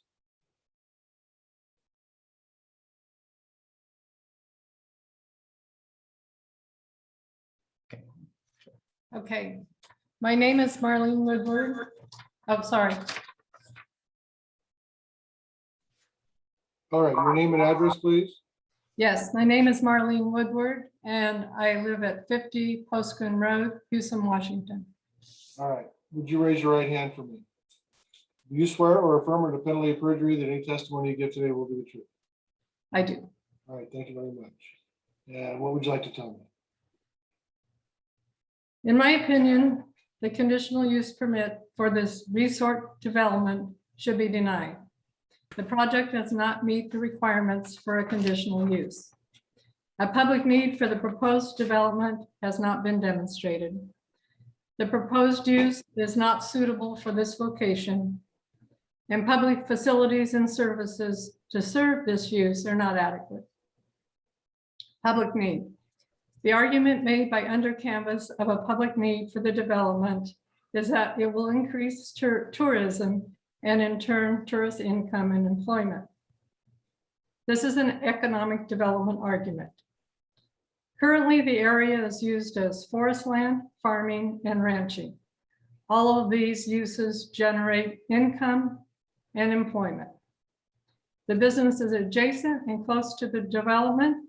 Krebs Ranch, Mount Adams Orchard, Riegelman Orchard, and Oak Ridge Vineyard are all long-established businesses with deep roots in the community. Klickitat County has committed in its comprehensive plan to designate resource land for these uses. Increasing tourism in resource land will negatively impact the usability of farm, ranch, and forest land. There is no precedent for a tourist site on resource land. Suitable development. This development is not suitable for this site. It is a resort, not a campground. It is leapfrog development. This scale of development must be located where the underlying infrastructure already exists. There is no underlying infrastructure. It is the equivalent of siting a small town in a resource land district. Public facilities and services. Public facilities and services are inadequate. The expert analysis of road capacity conducted by Ross Tillman clearly demonstrates that Oak Ridge Road cannot handle the projected increase in the volume of traffic. We have lived here 26 years. We never worried about fires during the summer. Hot summer days were July 15th to August 15th. There were very few nights that was warm enough to sit outside and have dinner. We harvested our grapes in late October. Now hot summer days start in June. We start harvest the 1st of September. We constantly worry about fire. Last year, our grape crop was severely impacted by smoke. The under-canvas development would introduce a multitude new source of ignition from wood stoves, propane tanks, smoking within and outside of designated areas, sparks from vehicles, fire rings.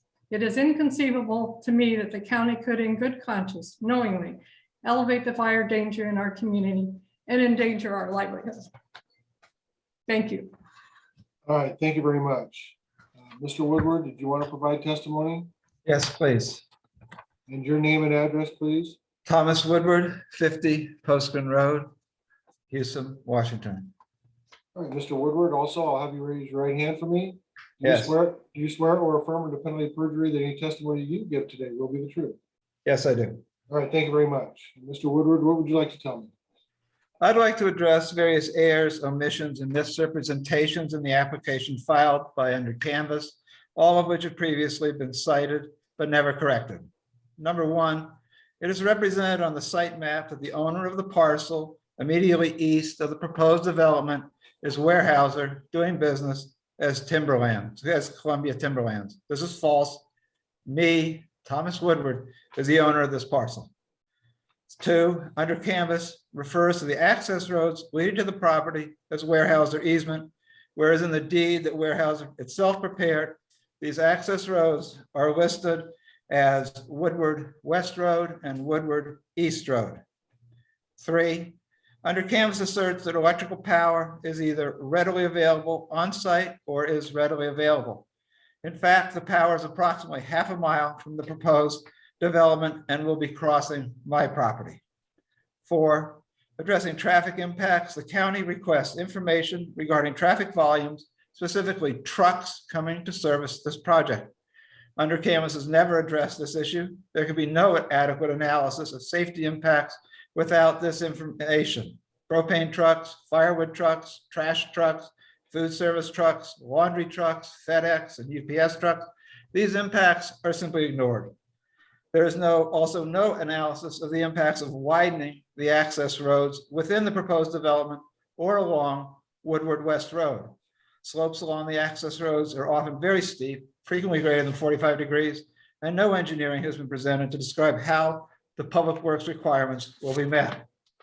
Impacts on private property.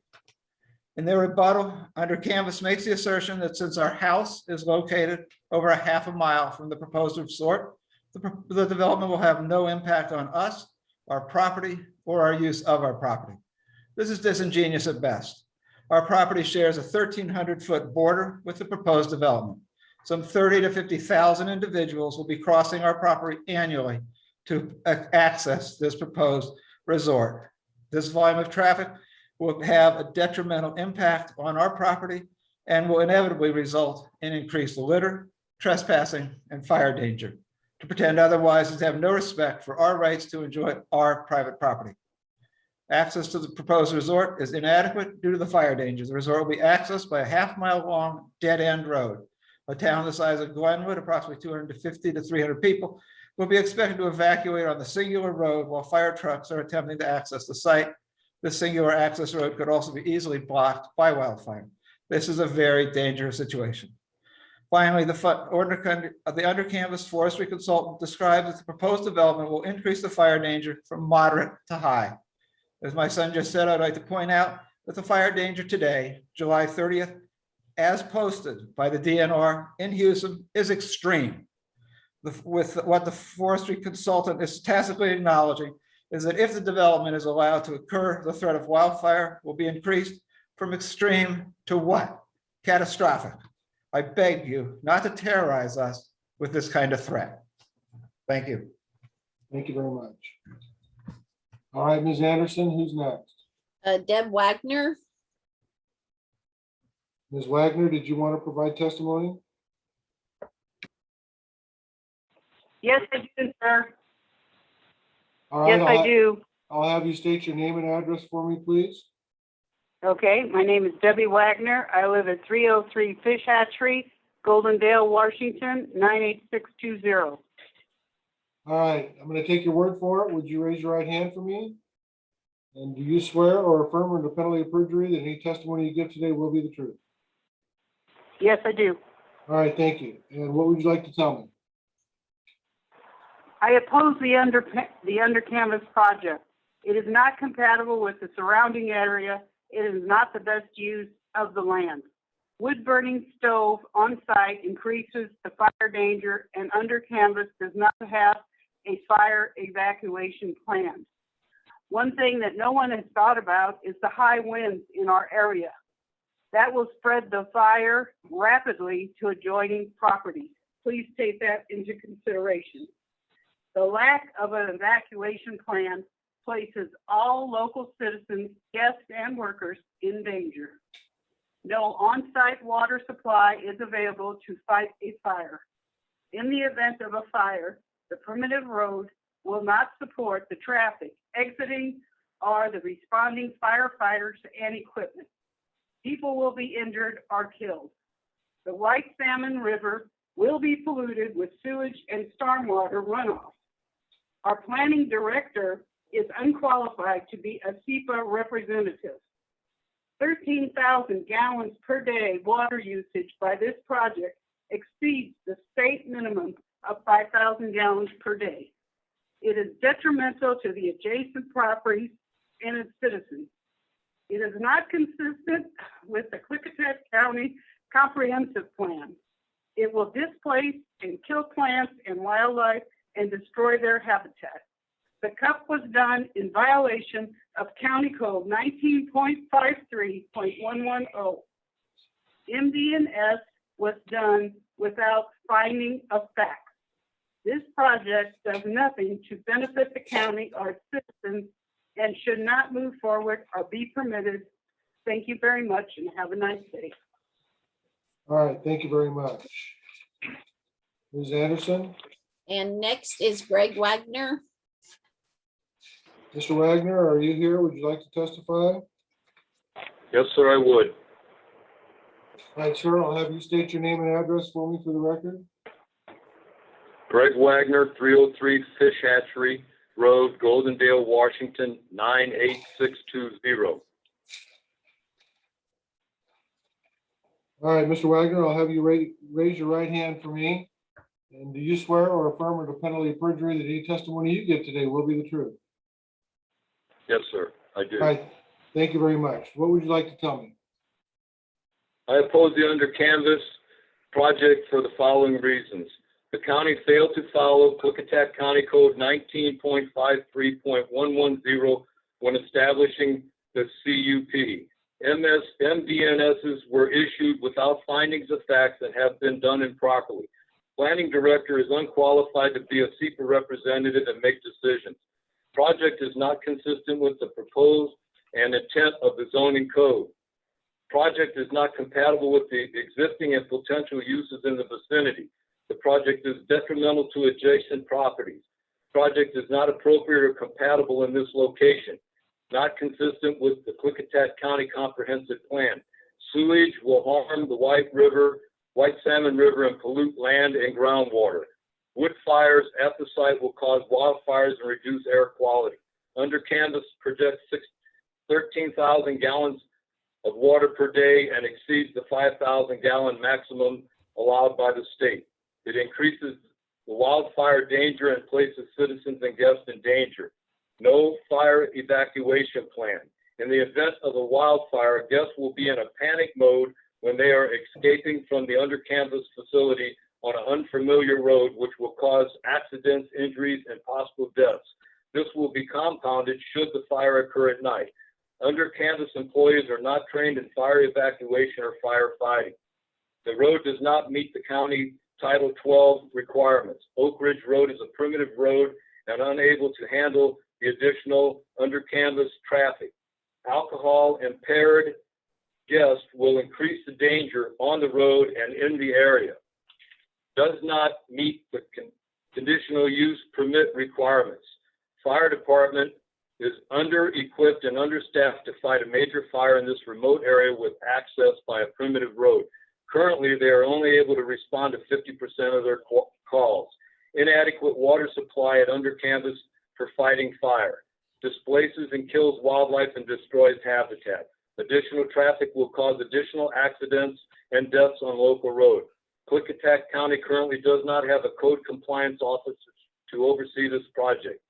In 2015, my wife and I, we ride motorcycles and we were on Oak Ridge Road. We could not go any faster than 15 miles an hour. When we came around a sharp curve, we encountered a county road grader maintaining the road. We stopped and the operator told us to be very careful on this road. It is steep, winding, and narrow and very dangerous. We continued on the road and found him to be correct. We will never ride on this road again. The under canvas project should not be permitted in Klickitat County. Thank you. All right, thank you very much, sir. Ms. Anderson? Steve Stampley, Mr. Stampley, would you like to testify? Yes, So could you state your name and address for the record? Steve Stampley, 10 Oak Ridge Road, White Salmon. All right, sir, I'll have you raise your right hand for me. You swear or affirm under penalty of perjury that any testimony you give today will be the truth? I do. All right, thank you very much, sir. And what would you like to tell me? Couple of things. Thank you, Examiner Kotkamp, for accepting testimony. To obtain a conditional use permit, section 1953-110 of the county code indicates that prior to approval of a subdivision, conditional use, or short subdivision application, we need to determine that the project complies with certain requirements. 3 points. First, that the proposed use will benefit the public interest. Somewhat dependent of a person's definition of public interest, the resort proposal fails. The proposal is intended to provide high-cost glamour lodging for out-of-county, out-of-state, and out-of-US clients. Profits generated by the resort will go directly to an out-of-state, Montana-based resort corporation. I don't see this as providing a public benefit for residents of our county who are in need of full-time employment and workaday housing. The proposal will also end the economic viability of grazing and timber interests. Present throughout the west end of the county since its formation in 1859, which interestingly was 30 years before Washington was even a state. Second, that the proposed use complies with the adopted comprehensive plan. To be honest, that's a little bit beyond my ability to judge, so I'm going to leave that up to county staff and boards and yourself. So I will defer. Third, the code declares that the property must be suitable for the proposed use. This is the important one. The proposal fails this requirement in many respects, ranging from increased wildfire threat, lack of water and declining water tables, and increased road infrastructure demands. And more importantly, it will displace historic forest and grazing uses throughout the Gilmer Oak Ridge area. We should all realize that when a large-scale tourism resort is allowed to intrude into the forest, grazing, dairy, or croplands, those land uses, and importantly, the people who have historically been supported, disappear. This threat is widely recognized throughout the Western US and was indeed documented in our county by past planning director Dennis Olson in his paper entitled "The Parcelization of Open Range, a Conflict in Land Use, Grazing Rights versus Residential Recreation Land Sales in Klickitat County, Washington." I urge all county decision makers to really digest Olson's paper prior to making any decision. And remember that this is not the first time our county has faced the dilemma of losing its traditional land base to recreational parcelization. In fact, the proposal will undermine the county's 1980s response to the proposed declaration of a massive new West End closed range or herd lot area on these very same lands that surround the UC proposal. That successful response crafted by the county was called the Gilmer Coordinated Resource Management Planning Group effort. And I would just tell folks to ask the Krebs Ranch, even the Stevenson family, Bloxham family, owners of Mount Adams Orchard, and others, whether such threats could undermine their resource operations. I'll need to have you wrap up here pretty quick. Okay. In conclusion, I plead that the county consider our historical grazing and timberland base in their upcoming decisions. Thank you. All right, thank you very much, sir. Ms. Anderson? Justin Basquet. Mr. Basquet, would you wish to testify? Yes, sir. Can you hear me? Yes, could you state your name and address for the record, please?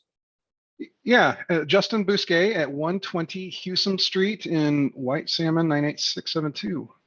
All right, sir, would you raise your right hand for me? And do you Yes, swear, sir, it is. Do you swear or affirm under penalty of perjury that any testimony you give today will be the truth? I affirm. All right, thank you very much. And what would you like to tell me, sir? Yes, I just wanted to reiterate some of the comments you've already received this morning and yesterday, and kind of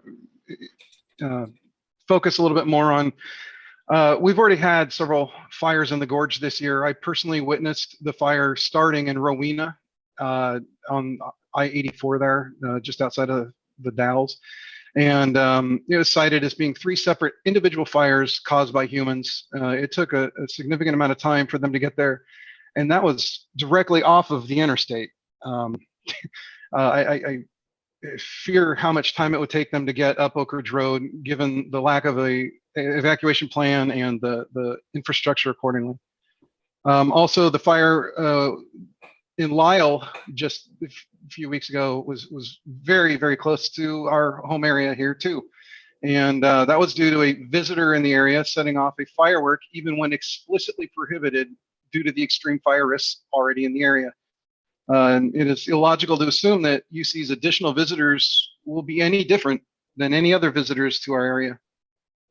Oak Ridge Road, I want to reiterate again some additional information, how UC has suggested yesterday, as I heard, I did not witness myself, that it was suggested that they would be happy to help pay for infrastructure improvements to the Oak Ridge Road to implement their project. It is not appropriate for the citizens of the county to pay for improvements that are being forced upon them, especially for a project we obviously do not want and is incompatible for the area. I'd also like to reiterate that Klickitat County does not have a code compliance officer. Without such a compliance officer, there's absolutely zero oversight to whether the conditions set forth under this conditional use permit, either one of them, will be followed. As UC's projects on a private property, Klickitat County citizens have no assurance any conditions will be followed. Therefore, mitigation of permit conditions set forth by Klickitat County are simply words on paper.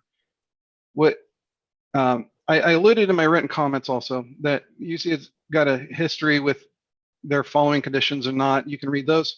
I just want to state that this cannot be ignored. Were the cup to be put to a vote to the citizens of the county, it would be obvious how the residents feel. However, we're stuck with a public hearing like this where the only place we can voice our concerns. I didn't kind of state, I am a member of the Houston BZ Community Council.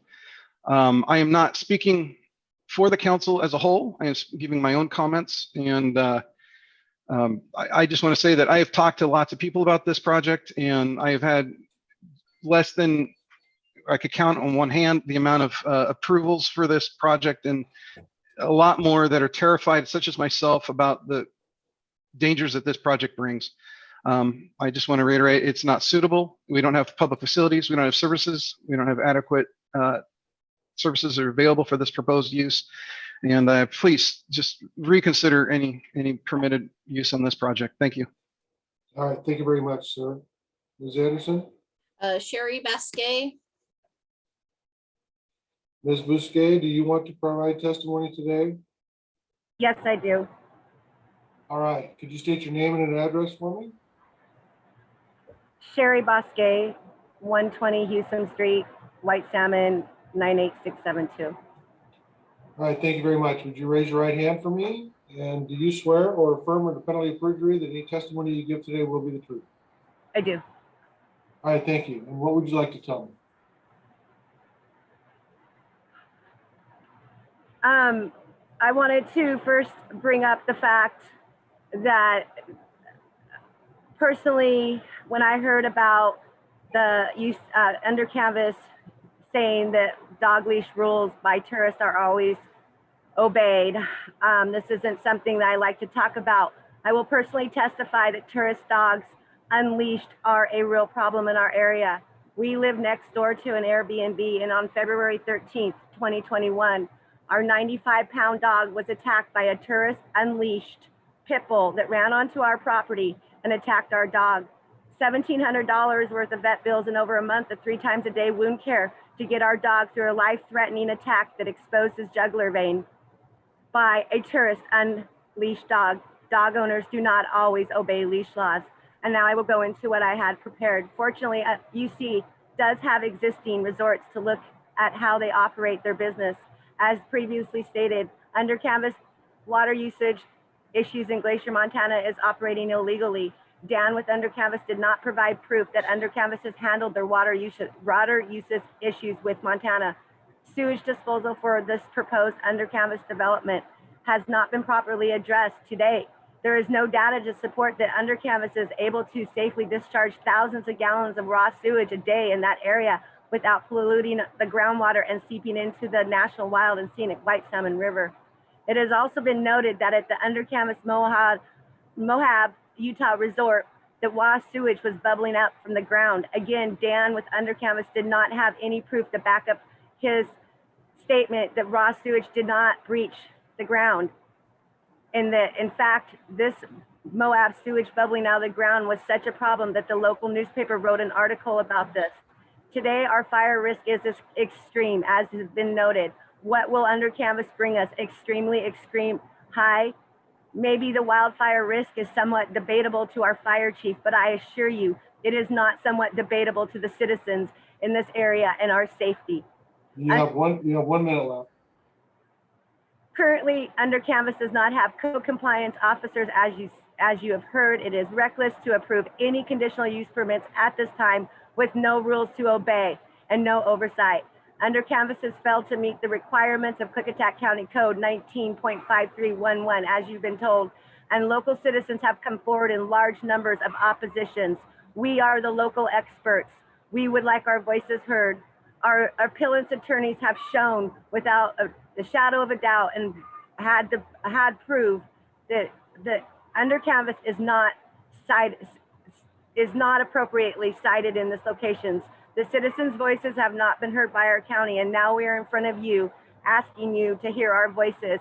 Please do not approve this cup, as it will harm our safety, health, and general welfare. Thank you. All right, thank you very much for your testimony. Ms. Anderson?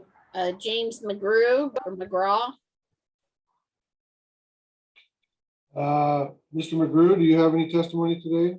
Yes, I would like to provide testimony. All right, thank you. I'll have you state your name and an address for me. My name is James McGrew. I live at 181 Lyons Road in White Salmon, Washington.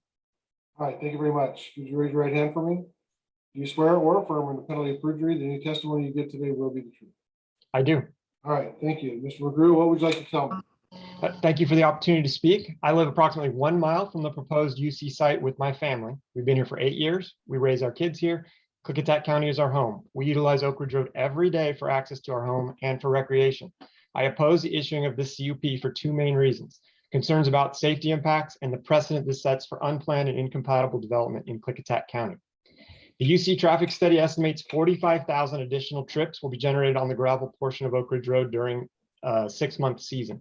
These will be out of town, out of state, potentially international visitors who have zero knowledge of the high fire danger, open range grazing, or knowledge of the winding gravel road with poor sight distances. I'm a cyclist and a runner, as are members of my family, and I recreate on Oak Ridge 3 to 5 days per week. Where I regularly encounter other pedestrians, runners, and cyclists, only about 1 to 4 cars per hour in the morning. Even so, I'm extremely cautious riding with the blind corners and the narrow roads. We already experience aggressive driving on Highway 141 alternate and 141 with visitors traveling from Hood River to their rafting appointments in Houston. This traffic will be shifted to Oak Ridge Road, and I contend it will become very dangerous when mixed with the current road usage, and it may take Oak Ridge away as a safe area for recreation. In terms of fire danger, I'm also concerned that one of those 45,000 additional trips will generate a cigarette butt out of a car window. Inviting tens of thousands of visitors to our neighborhood creates a real and unpredictable risk to our homes, families, our pets, our livestock. I'm also concerned that the use of wood burning stoves in the UC tents. I don't believe burn bans apply to indoor stoves, and I'd appreciate clarification on that. Even so, no one around here uses wood stoves in the summer months. In the summer of 2019, the mere whiff of smoke in our backyard kicked off a neighborhood search where we located a tree several hundred yards from our home that had been struck by lightning and was smoldering. Fortunately, we were able to put it out, but if wood smoke is continually flowing from the UC development, we will have lost the simple early detection method, and the stress of smelling smoke throughout the summer months will be unbearable. With regard to land use planning, I contend that this glamping resort is an incompatible use. There probably is an appropriate logical location for development such as this in Klickitat County where we could benefit from the increased tourism and the revenue for our county. However, I would expect for an appropriate application, there would be a more balanced point of view from the Klickitat County residents. If you read the hundreds of public written comments related to this proposal, there's almost universal opposition, and that has to make you pause. My perspective is that this opposition is due to a lack of clear, comprehensive plan for development in Klickitat County, a failure of county leadership to communicate what that plan is and how this development fits into it. The huge SDS land holdings of 96,000 acres are for sale and being marketed nationally in the US. I would imagine prospective buyers will be paying attention to the precedent being set here. Growth and development is coming to Klickitat County, and I would prefer that it's managed to create the type of county we want to live in the future, not driven by external business interests like under canvas. Recently, the city of White Salmon hired a full-time land use planner. I would encourage Klickitat County to consider doing the same. For the sake of the safety of myself, my family, the future of Klickitat County, I encourage you to deny this conditional use permit. Thank you. Mr. McGrew, thank you very much. And next we have Pat Arnold. Pat Arnold, did you want to provide testimony today? Yes, I do. All right, thank you. I'm going to have you state your name and address for me, and then I'm going to put you under oath. Patricia Arnold, 472 Sunnyside Road, Trout Lake, Washington, 98650. All right, would you raise your right hand for me? Do you swear or affirm on the penalty of perjury that any testimony you give today will be the truth? I do. Thank you very much. And what would you like to tell me? You've heard from a lot of really good speakers, and the last one, and Steve Stanfley, I want to support what they said.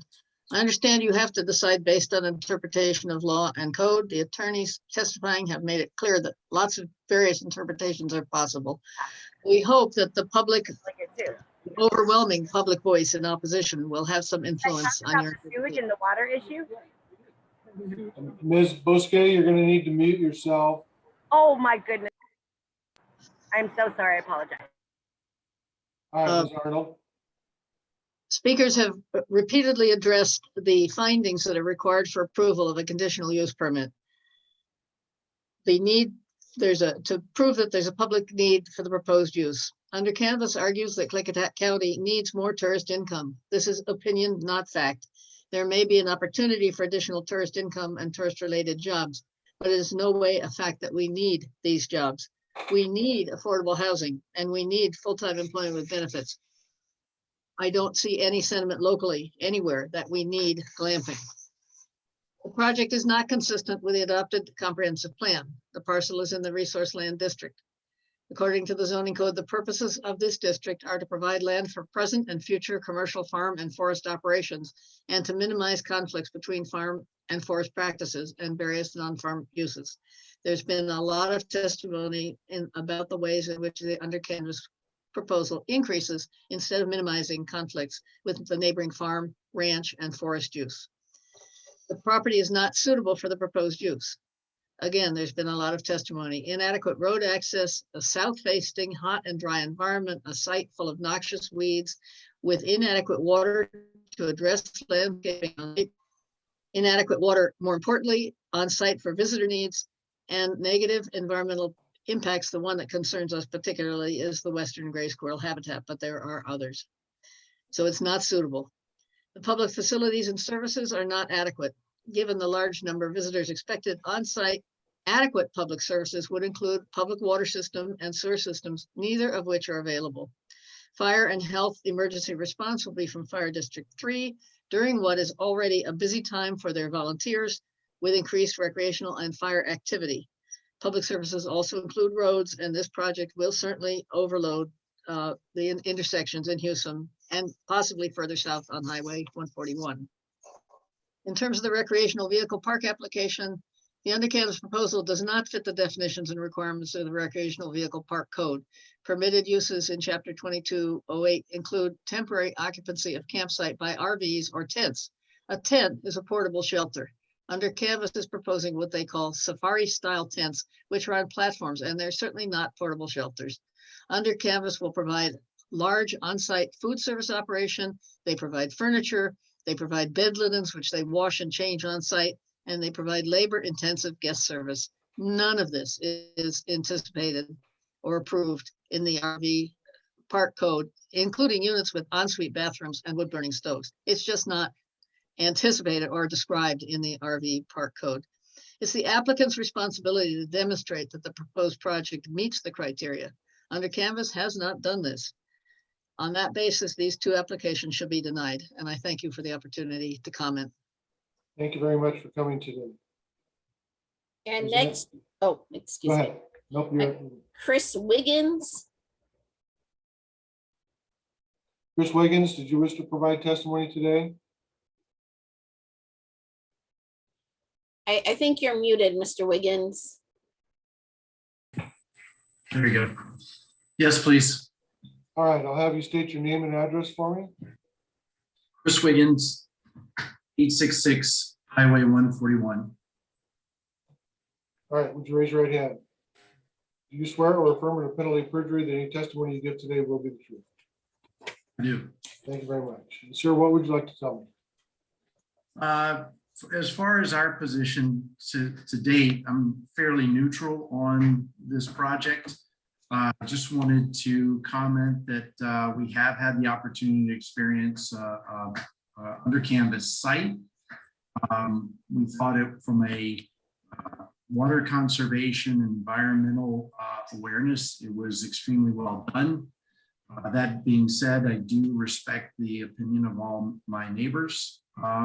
My request is that if this conditional permit were to go through, our greatest concern is traffic in the highly pedestrian volume area of Hewsome and 141 where Oak Ridge meets. And that if this were to go forward, that it under canvas would be required to route traffic out the paved end of Oak Ridge and through BZ Corner versus down through the graveled area, and where it would impact dust-wise on the neighbors, as well as a very, what I consider to be dangerous intersection there at 141 in Oak Ridge. That's it. All right. Thank you very much for coming today. And next we have Colleen Kraus. Hello, can you hear me okay? Yes, I can hear you. Can you state your name? Do you want to testify today? Yes, I do. Thank you for the opportunity. All right. Would you state your name and address for me? My name is Colleen Kraus. My address is 30 Ridgeview Road, Whitesome, Washington, 98672. All right. Would you raise your right hand for me? I'm going to put you under oath. Do you swear or affirm under penalty of perjury that any testimony you give today will be the truth? Yes. All right. Thank you. And what would you like to tell me? Okay, my husband and I are homeowners on Ridgeview Road, a spur road off Oak Ridge Road. We live about a mile from the proposed under canvas site and would be considered one of the closest residents to the under canvas site. I have a bachelor's degree in recreation and parks and have worked as an outdoor recreation director overseeing two travel camps. I have firsthand operational experience on the complexity of running a travel camp and have huge concerns for the suitability of this resort being built along the wild and scenic White Salmon River. Today, I'd like to focus my comments on two findings that must be made for a CUP to be approved. First, there must be a public need for the proposed use. UC tries to make a case that they will fill the need for diverse lodging in the Houston-BZ sub-area. This is opinion. There is no data that supports this. A tourist looking for accommodations in West Klickitat County can easily find a diverse place to stay. There are numerous RV travel camps, cabin resorts, and inns in the area. There are also over 200 vacation rental properties with a variety of options, including tent sites, RV sites, ADUs, glamorous camping sites, cabins, and homes. UC fails to mention that their major industry competitor, Getaway House, beat them to establishing a glamping resort in Klickitat County. This happened in 2019. The Getaway location in Glenwood, Washington is just 30 minutes from the Houston-BZ area. It has glamping in 45 tiny homes. When I checked on June 17th and again yesterday, the resort had full booking availability for every month remaining this year. This shows that the need for glamping in our area is overstated by under canvas. The demand simply isn't there. For a CUP to be approved, the public facilities and services to serve the use must be adequate for the proposed use. In yesterday's hearing, the appellant's attorney, Brian Telligin, passionately said, "People are scared." He is right, we are scared. Residents deserve to feel safe living in our homes and when driving our local roads and when using Oak Ridge Road for biking, running, and walking, etc.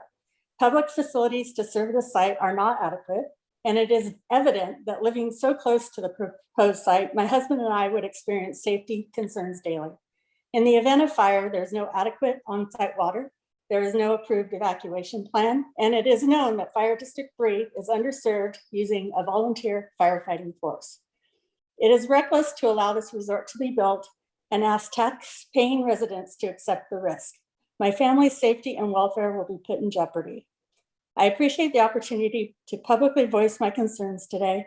I hope that my voice matters and that I have been heard. The CUP and RV park permit should be denied. Thank you. All right, thank you very much.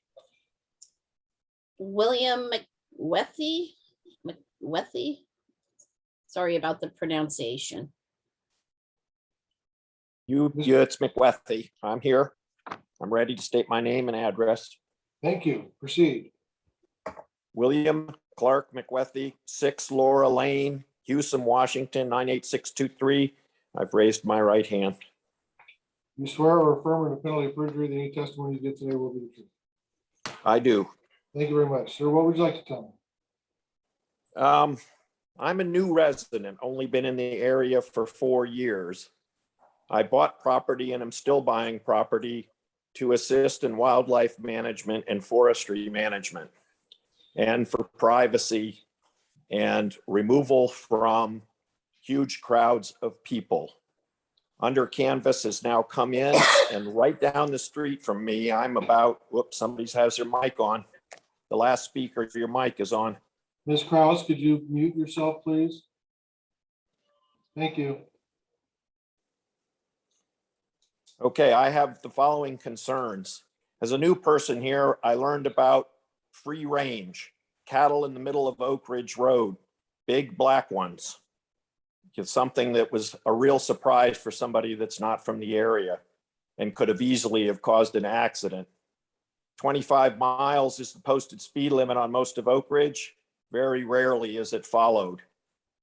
When there are wedding events at another venue up in the vicinity here, it's quite obvious when the traffic increases, as well as the trash along the road. From the fire point of view, this was another eye-opener from somebody that comes from the east. I watched the Eagle Creek fire, and one night 16 miles were burned up. the south facing exposure, which my property has, and the same as under canvases, the wind comes right up the White Salmon and goes right up the hill. 16 miles is well beyond where I live. I'm only about a mile and a half from the under canvas site. So we talk about the fear and the lack of water, other things that I learned when I came out here. There's very little water up here on these mountains, and it's not long before somebody's going to pull too much water out of the aquifer and we're all going to go dry. If anybody looks at Mount Hood and Mount Adams, they look like in the middle of July, which should be August. So this area is losing water. That needs to be taken into consideration. And from the other fire perspective, all of us that live up here, our whole financial obligation to our families are tied up in this land and our properties. Any fire will take that out. All you have to do is look at the Paradise Fire down in California. It can happen in an instant. Telephone number 1215, you are interfering with the hearing. Please mute yourself. I'm sorry, please proceed. The other thing that I've done is I've plotted my exit routes in case of fire, but all of them end up on Oak Ridge Road. And the other thing is I have two grandsons that live at the bottom of the Oak Ridge turn just after you come off the gravel. People come down that road, it's a straightaway. They come down there very fast and they don't stay in the lanes. My kids have almost been hit a couple of times by people going around that corner. And that's just one of many. I would hope that you would take into consideration, we distill this down from the legalese and the county documents, that there are people's lives tied to this, their financial future is tied to this. And having something like a resort plopped in the middle of it was not something any of us planned when we moved here.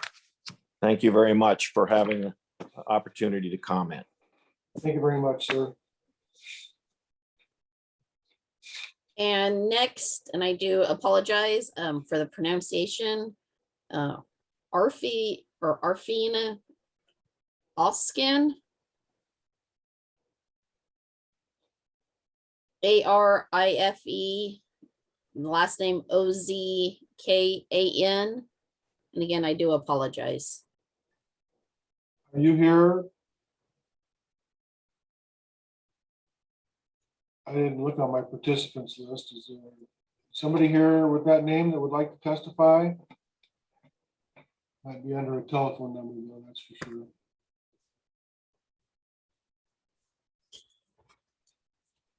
Yeah, I don't see anybody, obviously. Oh. Is there somebody there? The phone number we have is 406-202-8427. All right, we will move on and come back to that at the end of the public testimony. Who's next? Delmar Eldridge. Or Dilmer. Mr. Eldridge, are you, would you like to testify?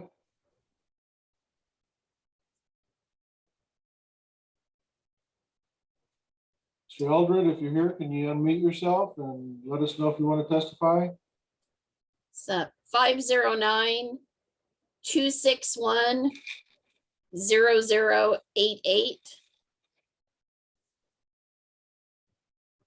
Okay, we'll move on.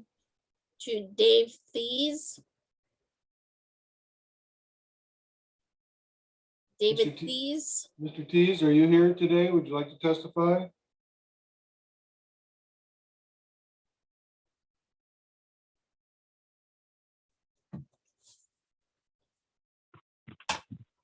All right, we'll move on. I'm here. I'm here. Oh, okay, good. So could you state your name for the record, please? David Teese.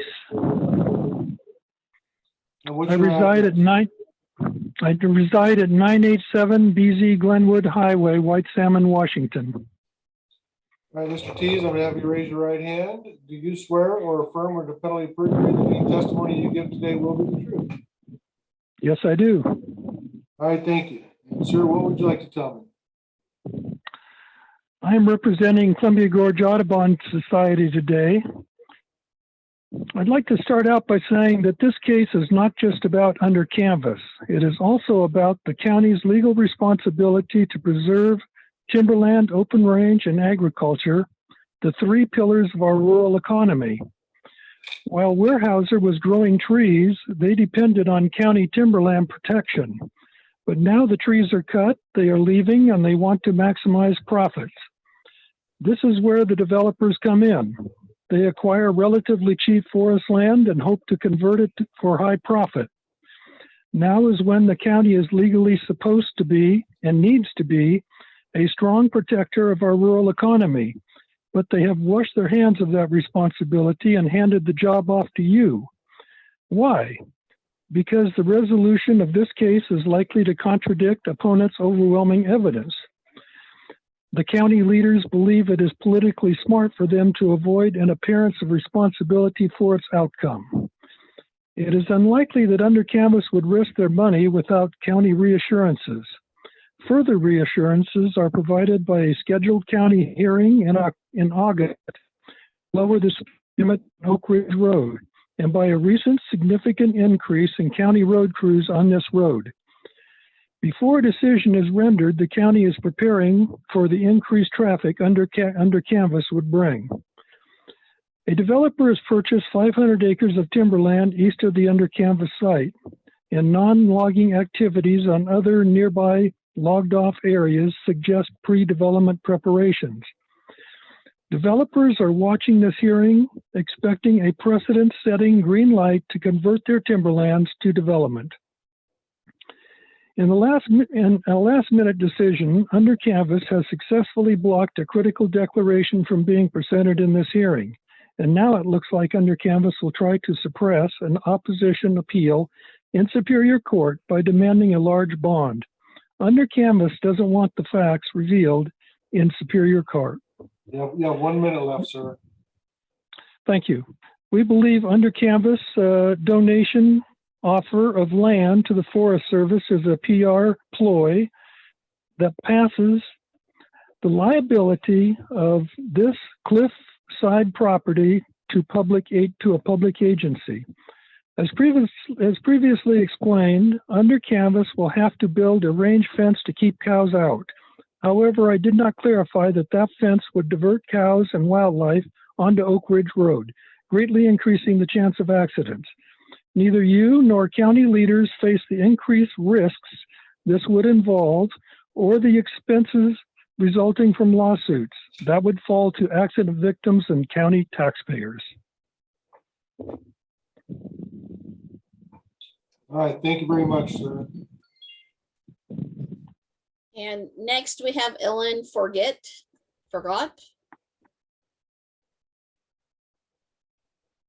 Hi, my name is Ellen Forget. How do I stop this thing? Can you hear me? Yeah, Mr. Tees, you'll have to mute yourself. Mr. Tees, please mute yourself. Okay. There we go. Okay, can you state your name and your Yes. address? My name is Ellen Forget, and I currently live at 17820 Interlake Avenue in Seattle, Washington, but I own property on Lakeview Road that I plan to retire to next year. All right, I'll have you raise your right hand for me. And do you swear or affirm under penalty of perjury that any testimony you give today will be the truth? Yes, I do. All right, thank you. And what would you like to tell me? I'm here to oppose Under Canvas because of the uninvitable long-term impact of a project of this size and type on our pristine river valley, and believe the dangers far outweigh the pros. I have many concerns that have already been thoughtfully presented by Mr. Tellison, such as serious concerns about Oak Ridge Road and fire safety. At this time, it is my understanding that Klickitat County doesn't even have a compliance enforcement officer. Therefore, safety compliance would rest on the honor system. And with all due respect, that's not enough. As others have already stated, UC has a history of violations and have not shown themselves to be trustworthy. And frankly, they have nothing to lose with all the burden left to the families who live here. UC is a multi-million-dollar, low-investment, high-profit catering and motel business masquerading as camping, and allowing UC to proceed as is a dangerous step in the wrong direction for this community, where long-term impact could devastate this pristine area. Thank you for allowing me the opportunity to speak out in opposition, and I hope that you will put community's needs before theirs. All right, thank you very much. And next we have John Vatcher.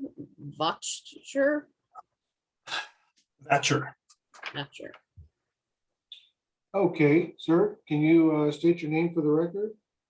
Yes, my name is John. Whoops, you just muted yourself.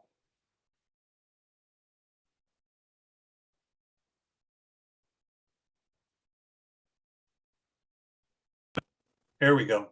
Okay. Sorry. My name is John Vatcher. I reside at 17820 Interlake Avenue in Shoreline, Washington, but am a property owner. Oh, sorry. Yeah, let's have you put under oath. Sir, do you swear or affirm under penalty of perjury that any testimony you give today will be the truth? I do. All right, thank you very much. Thank you. Thank you, Mr. Kotkamp. As I said, I recently purchased property downstream from the proposed site. I hope, that coming late to the game, that my comments are relevant. Haven't had an opportunity to read all the previous comments and appeals and so forth that have gone forward. But again, I hope you find my comments relevant.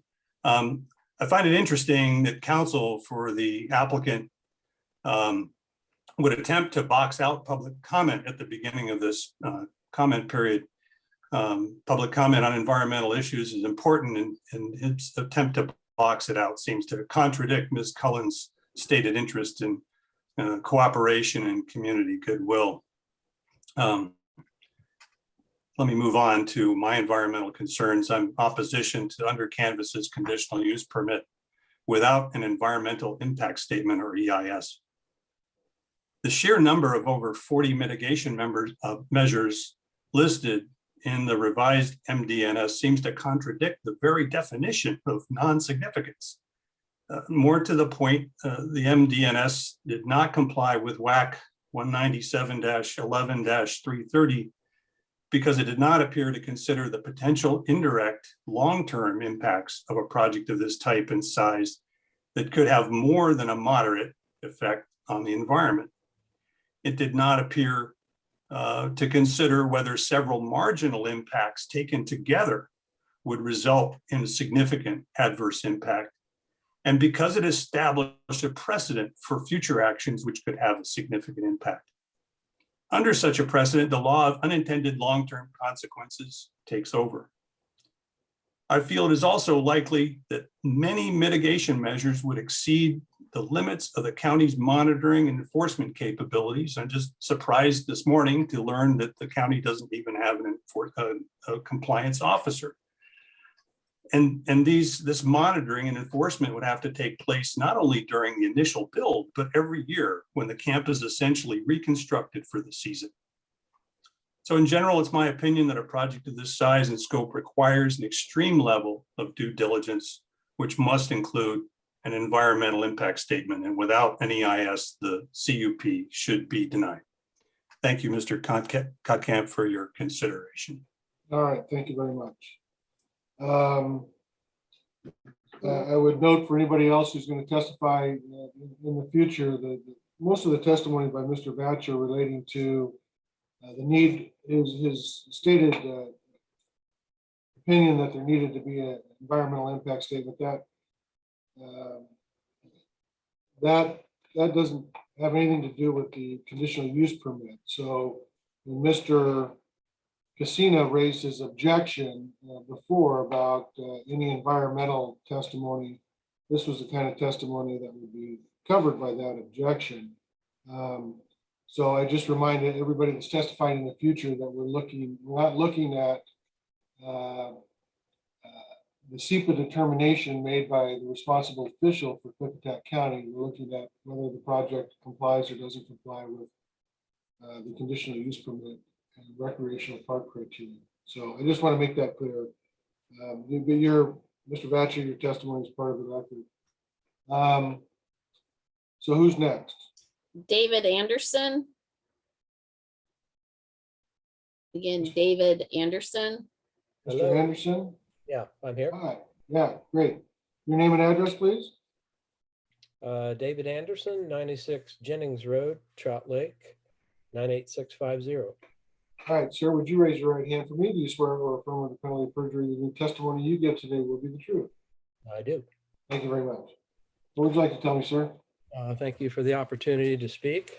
I'm a retired wildlife biologist, 30 years experience in Klickitat County. I was primarily responsible for threatened and endangered species management and surveys during that time. I wanted to address my concerns for western gray squirrels, which are a threatened species in Washington. And it's to my knowledge that gray squirrels are found on the proposed site and area of the White Salmon River and the corridor along Oak Ridge Road, and primarily from BZ Corners down to the mouth of the river is it's a critical habitat area for this species, the western gray squirrel. And what I understand from what I've read is that with this project, through forest practices, they were proposing 50-foot buffers, which is generally what through forest practices are recommended, even though in my mind they're minimal. And I would say anyone with knowledge of gray squirrel, western gray squirrel habitat needs could argue that 50-foot buffers in itself are inadequate in a forestry setting. But independent of that, the issue here is allowing a change from primarily a forestry setting to an intense recreation development, meaning a real increase in human disturbance and the results of what comes from human disturbance. So my feeling is this conversion to recreation from forestry would probably nullify any benefits of nest protection, gray squirrel nest protection via forest practices or any habitat enhancement that might take place through the general forest practices as part of this project. So I guess to say in summary, I oppose the conversion of this site to intense recreation, primarily in the presence of western gray squirrels, as I said, a state threatened species. From my perspective, this goes counter to the goals and the objectives of western gray squirrel recovery in Washington state. So I thank you for the opportunity to comment on that and appreciate it. You're welcome. Thank you very much for coming in today. Okay. And Bonnie Reynolds. Bonnie Reynolds is up next. Ms. Reynolds, do you wish to testify?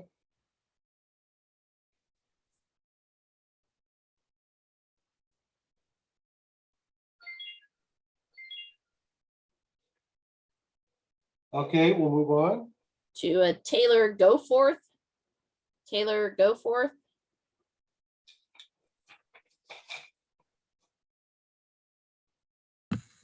Hi, I will not give testimony at this time, given the clarification on the appropriateness of speaking to the CUP and not SEPA. All right, thank you very much. You bet. Thank you. Michael Berg. Again, Michael Berg. I'm here and coming live. It's Michael Bug. I hope it's a B-E-U-G you're after. Yes, Okay. I do apologize. All right, so sir, I will have you state your name again and your address. I am Michael William Bug. I live at 194 Spring Creek Road, White Salmon, Washington, 98672. All right, sir, would you raise your right hand for me, and do you swear or affirm under penalty of perjury that any testimony you give today will be true? I do so swear. All right, thank you very much, sir. What would you like to tell me? Well, I'm a retired environmental sciences professor. And I want to talk about water and fire both. I drilled the well on my property in 1980. And when the county started monitoring water levels in wells, I immediately signed up and was pleased to note that from 1980 to 2017, when my water level had only dropped 1 inch since drilling. And then there was a gap in monitoring by the county, and now I find it's dropped 7 inches. And what I see around me is approval of new home after new home, new well after new well. My property is also served by a spring that used to supply 4 properties, 3 homes, and it would supply adequate water till September, but things tended to get rough by September. Now the spring often goes dry by mid-July. I'm completely dry. Just an empty cave where the spring was. So water is one of my big concerns, and the predictions from global warming, which I realize some of you may not believe in, say that our climate is going to get increasingly hot, increasingly dry, and we're going to lose the forests of the Pacific Northwest as a result of climate change. And what we're seeing in the last few years is dramatic. I also have a vineyard, and I have quit growing grapes because of the increase in wildfires and the smoke, and which then ruins the quality of the grapes, of the wine, and makes it unmarketable. Now I am 2.0 miles up a dead end road.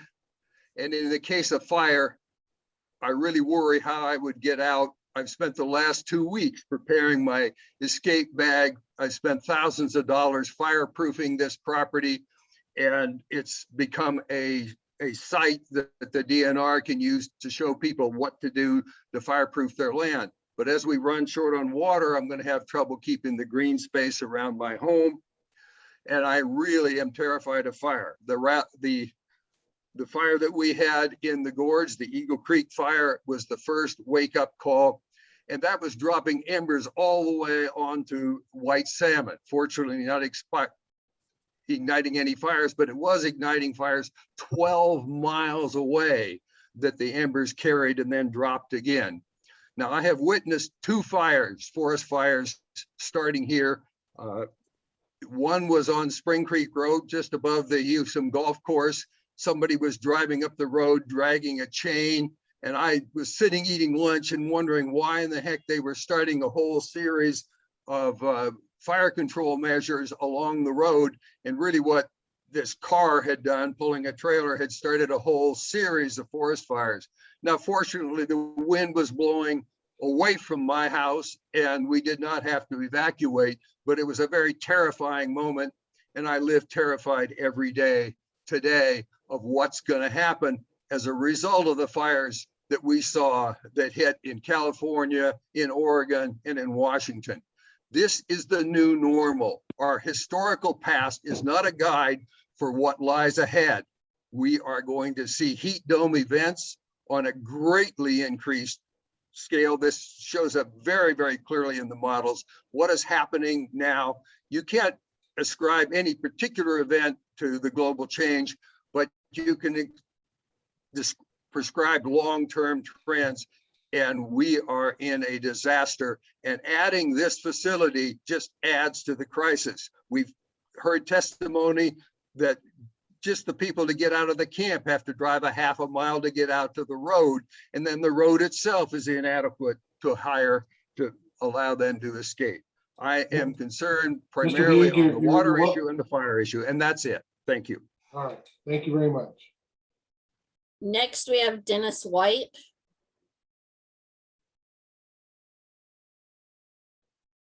Morning, Mr. White, are you here?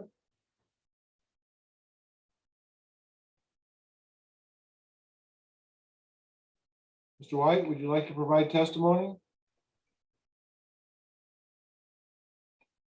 Mr. Examiner, this is Mr. Telch. I do believe Mr. White was going to speak. Hello? Yes, can you hear me? Can you hear me? Is this Mr. White? Yes, I can. Okay. Good, I'm gonna have good you morning, state- Mr. I'm gonna have you Good state morning, your- Mr. Examiner. Good morning. I'd- Please state your I'd name like and to- address, and then I'd I'm like gonna to, put you under oath. yeah.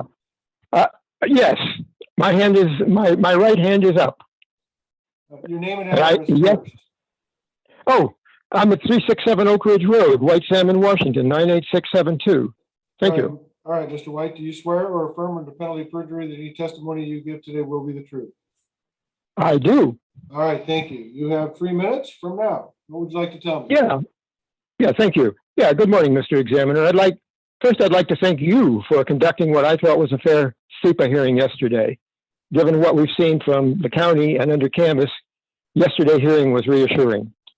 I'd like to today I'd like to draw your attention to the Klickitat County Code at 22.08.0040 requires a recreational park to be located on a single tract of land under common ownership or management.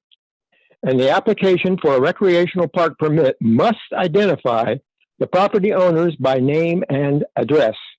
Here, the access road crosses a tract of land owned and managed by the Woodwards.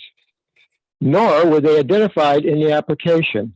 Neither requirement was met. Thank you. Oh, thank you very much. And next we have Bonnie White. Hi, I am here. Hello, can you hear me? Yeah, for the record, state your name and address. My name is Bonnie White. I live at 367 Oak Ridge Road in White Salmon, next to the property. All right, I'll have you raise your right hand for me. And do you swear or affirm under penalty of perjury that any testimony you give today will be the truth?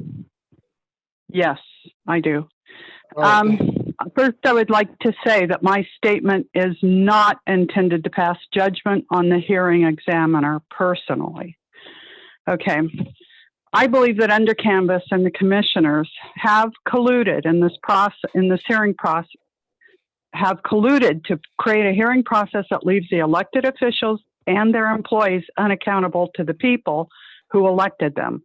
When the detrimental effects of their actions hit home with the orchardist ranchers and other residents who believe that they elected commissioners who will look out for their fiscal and safety interests, they will point the finger simply to the hearing examiner. And like they are saying now, they're just a victim of this process.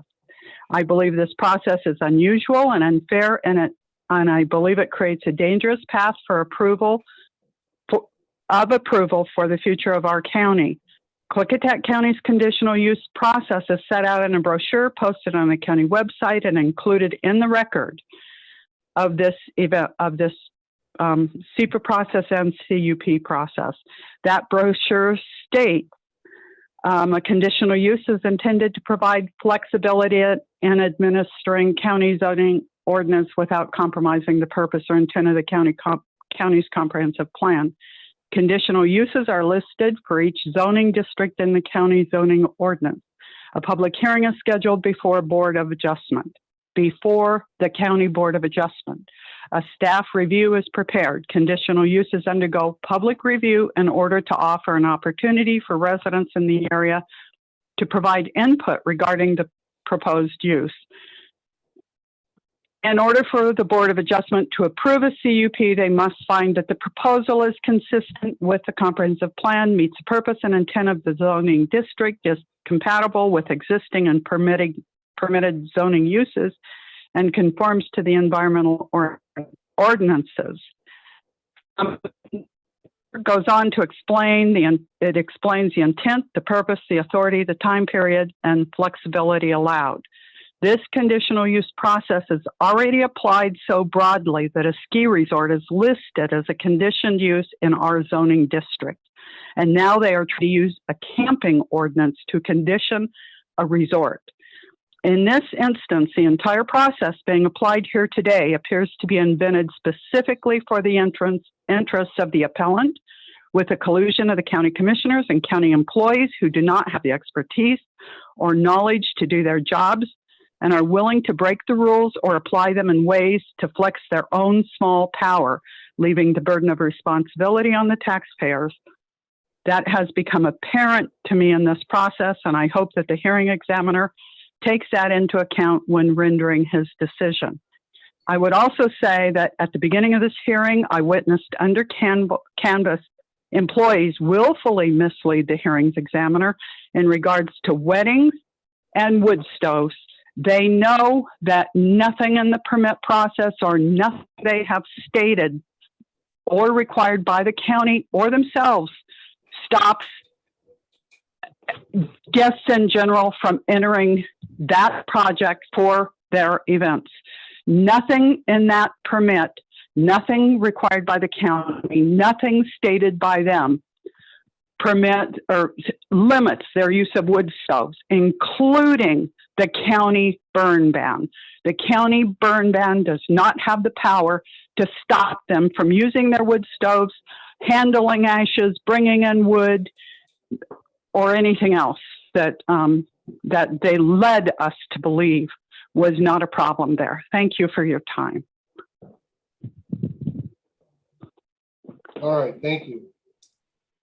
And now Amanda Kitchings. Hello, Good morning.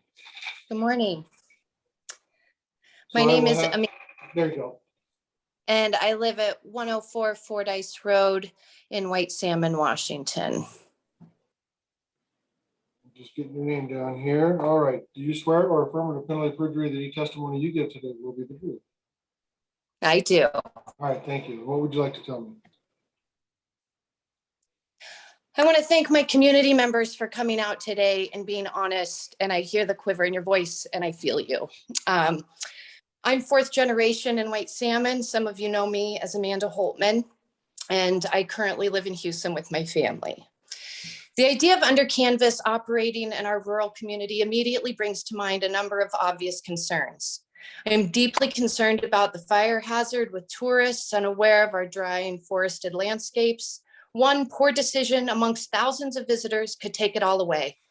Our resources are precious, and we should be having longer discussions about providing water to our local and agricultural community before catering to the needs of visitors. Our roads are already twisty and hung on the sides of riverbanks. 95 extra cars a day, twice a day, will have an impact on our rural roads, and I imagine there will be more accidents. We live in a unique community where kayakers share the roads with logging trucks. There's a delicate balance between the agricultural, recreational, and forestry economy. At a certain point, we run the risk of losing sight of what made this community special in the first place. And to the commissioners who are not here today, who I grew up with, and whose families have been here for generations, please hear me. We are a small community that lives in wide open spaces.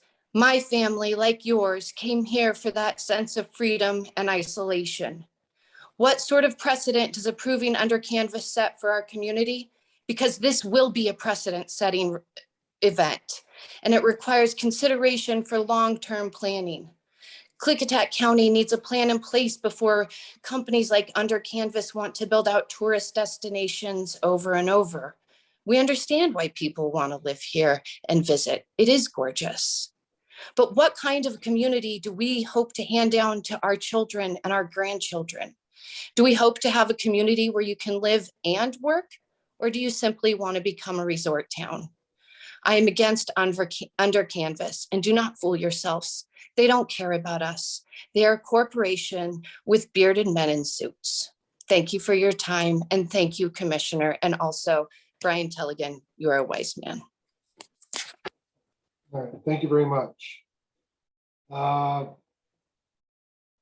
Ms. Anderson, I think that completes our list. Do you want to go back? Are there phone numbers or other people that are here that have not testified that that we can call on? From our list, we're still waiting for the, and I apologize again, Arfi Alskin with the troutlake@gmail.com or 406-202-8427. All right, Mr. Oskin, are you available? Are you here? All right, and also Mr. Eldred was not here when we first called him. Mr. Eldred, Delmer Eldred, are you here?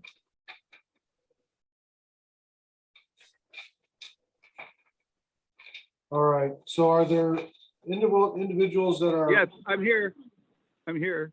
Can you All hear right. me? Who's this? This is Eldred, Delmer Eldred. All right, sir. Thanks for joining us. Can you- I'll have you state your name and an address for me, please. Okay, Delmer Eldred, 698 Old Mountain Road, Goldendale, Washington. All right, and have you raise your right hand for me? Sir, do you swear or affirm under penalty of perjury that any testimony you give today will be the truth? I do. All right, thank you. And sir, what would you like to tell me? You have a 3-minute Well- time limit.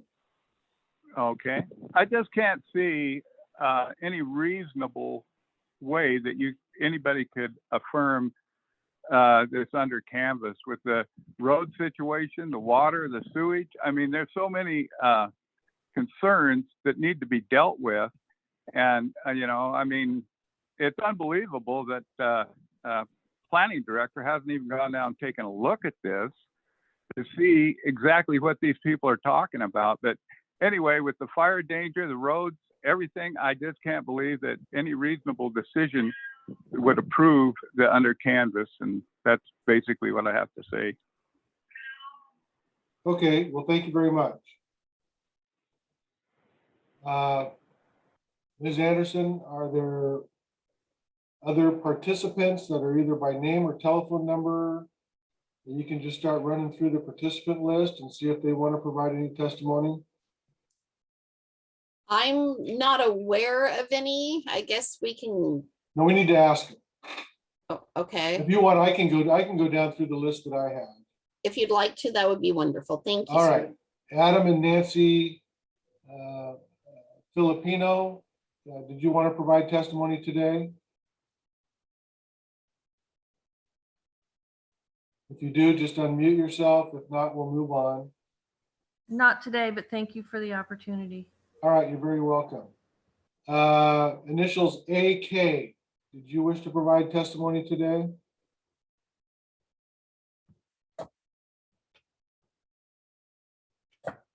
If so, you just need to unmute yourself. If not, we'll move on. Alexa Pengelly, did you want to provide testimony today? I do not, thank you. I've already submitted comments in written form. All right, thank you very much. Amy's phone, did you want to provide testimony today?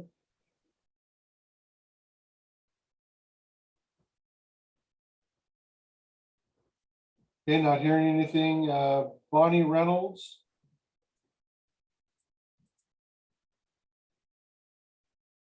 Bonnie Reynolds, did you want to provide testimony today? Okay, Cease, Greg, CEASE, Greg, did you want to provide testimony today?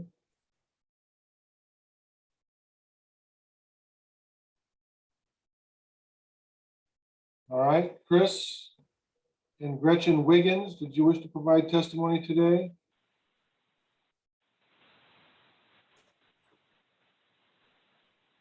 We actually did. Thank you. Oh, okay.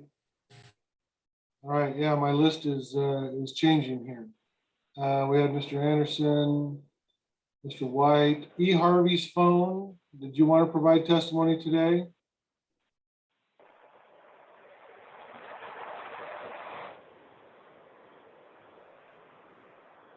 Whoever is phone number ending in 7211, can you mute yourself?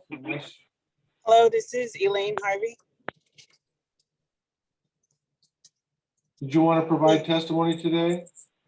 Yes. Sir, this is Greg Wagner, and that is my phone number, and I already gave testimony. All right, thank you. Hello, Elaine. This is Elaine Harvey. Can I do a testimony? Yeah, I got Elaine Harvey.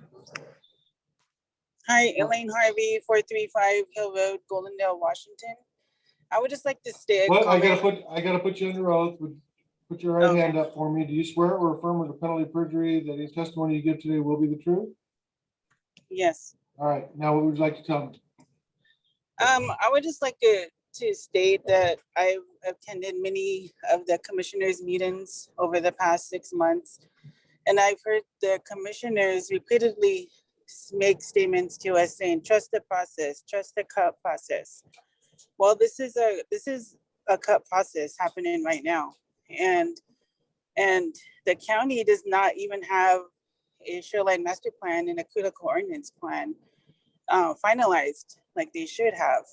And these cut processes go back and rely upon those documents, those policies that, that protect the environment and the communities. So I would just like to make that statement that those important ordinances are not in place. They're in draft form. The county's just now has a contractor to work on those. And so I don't feel that we can trust the cut process until these are taken care of. Thank you. That's all. All right, thank you very much. I'll try to continue through here. Person identified. Bonnie Reynolds, I believe, is ready to testify. She was on our list and sent a chat note that she couldn't unmute fast enough. All right, Ms. Reynolds, do you wish to provide some testimony?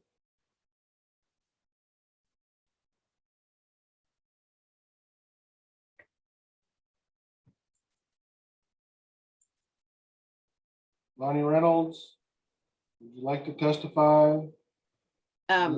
She's muted right now. Yeah, well, she needs to unmute yourself if you want to provide testimony.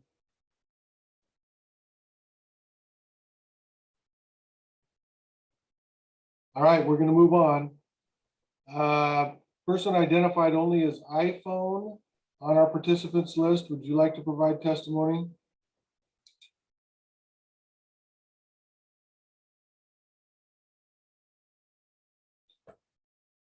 We had Mr. McGrew, Mr. Gardipi, Department of Health. Did you want to provide testimony? I do not, thank you. Or Ms. Oh, I'm sorry. Sorry about that. Thank you. Jan Muir, did you want to provide testimony?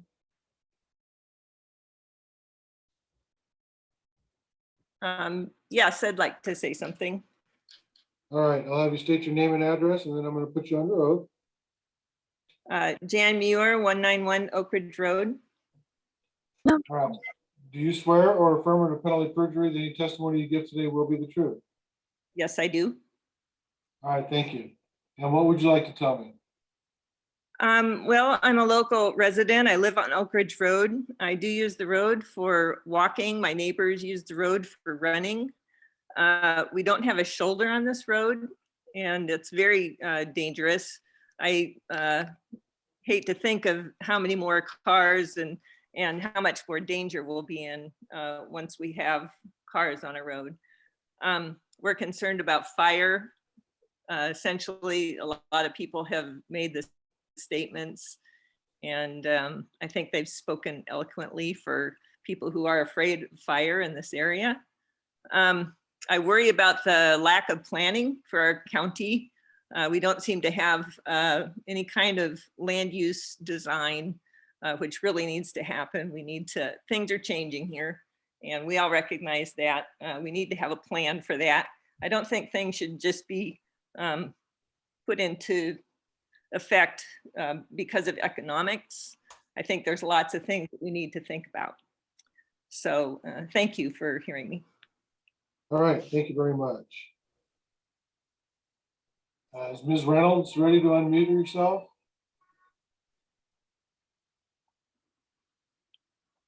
Nope. All right. Jim? Just plain Jim on the participants list?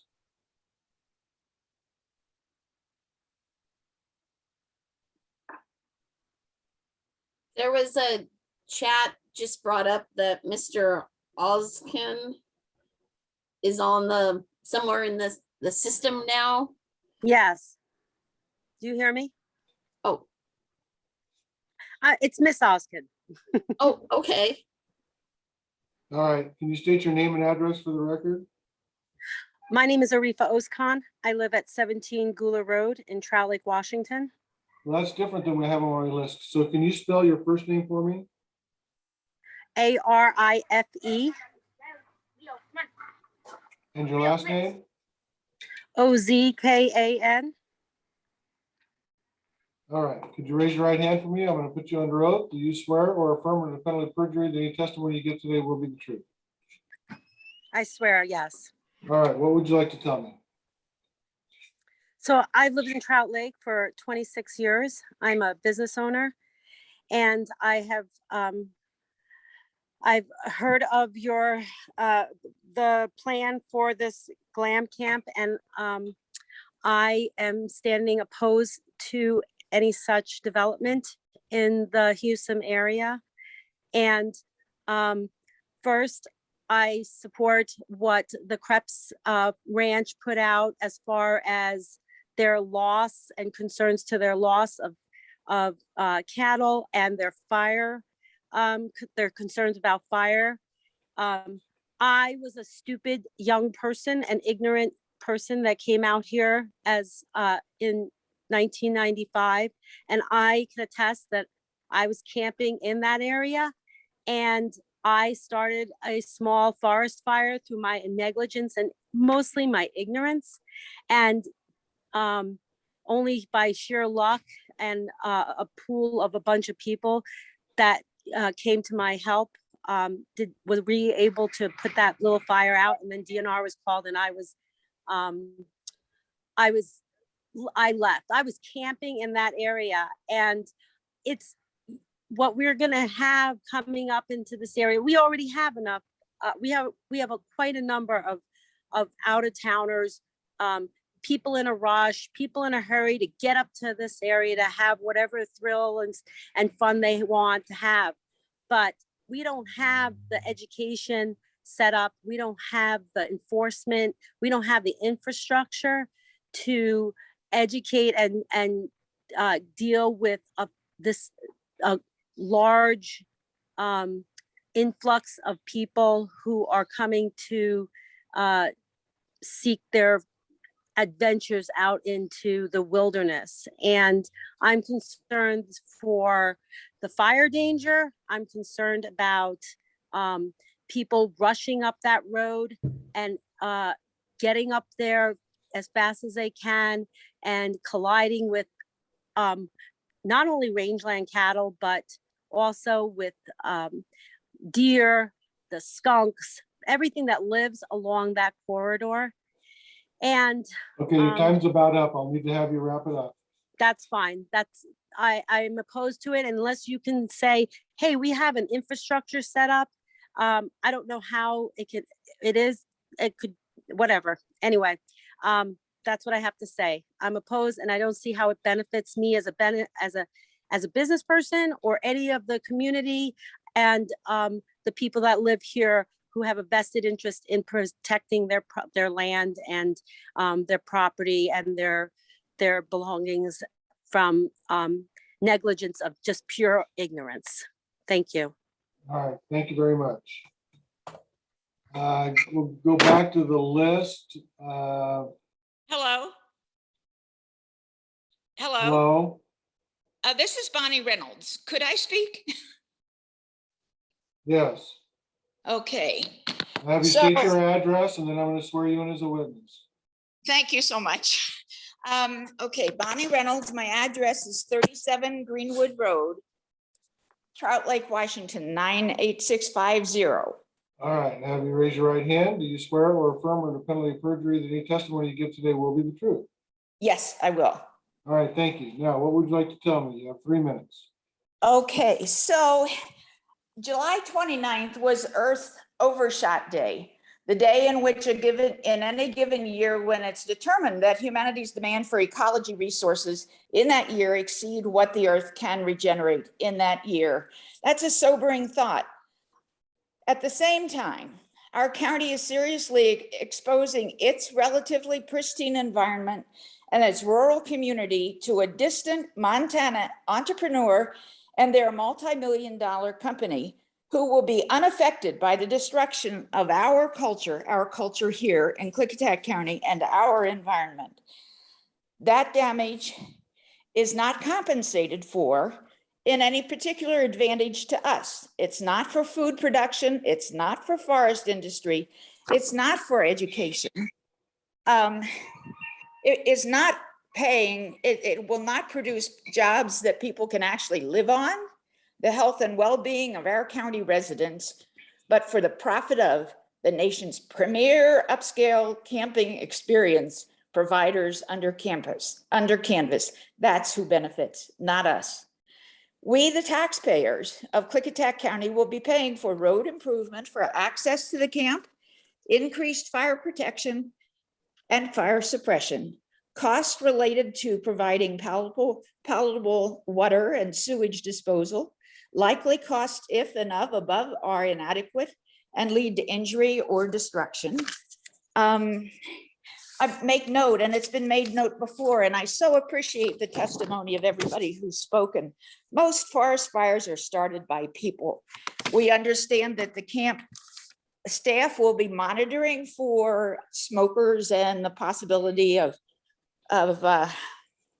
campfires, but I'm referring back to a tour that I was on one time, and the guide said that working with you people is like herding cats. Indeed, there's no way they can monitor all the fire possibilities. Is this what we can expect from our elected officials, that it's so hard to decide this is not a good idea? You have on record the facts and the figures from scientists and infrastructure experts and public safety professionals. That information should be adequate for you to make a decision not to approve this petition. Thank you so much for the opportunity to speak. All right, thank you for coming in today. Okay, thank you. Bye-bye. Still going to try to work down the list. We went through Jim. Kenneth McCune, I don't think that you have testified. Would you like to provide testimony today?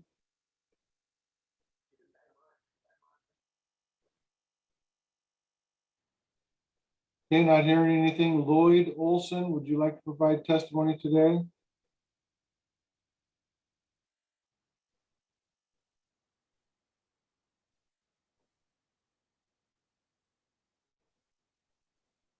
I see a Pam Zander.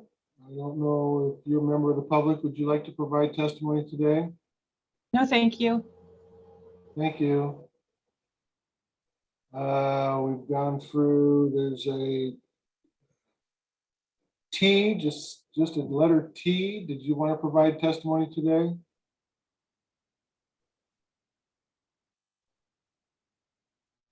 There is a Tom. Tom, did you want to provide testimony today? Tom just went away.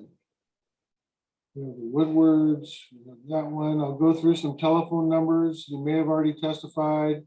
Telephone number ending in 3522. Would you like to testify?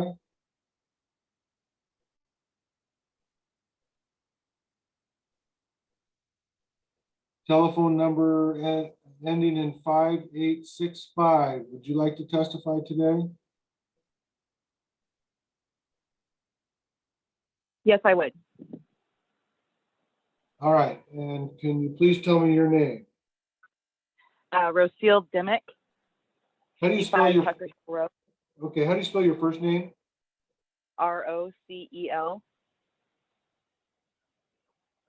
And your last name? Dimick, Dimmick. All right, Ms. Dimick, would you raise your right hand for me? And do you swear or affirm under penalty of perjury that any testimony you give today will be the truth? I do. All right, thank you. Now, what would you like to tell me? I would just like to state that I also have been participating in the county's commissioners meetings, and I just wanted to put out there for the record that I believe that the CUP process is social injustice, and it costs the citizens $4,000 to appeal. That limits the citizens' rights from due process and the ability to be fairly represented in protecting our property rights.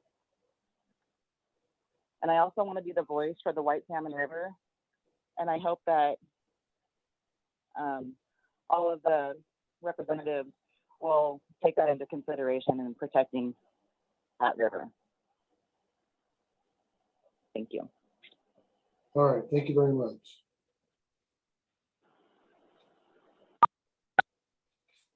Okay, I forget where I left off here, but telephone number ending in, if I already did this, I apologize, 0260.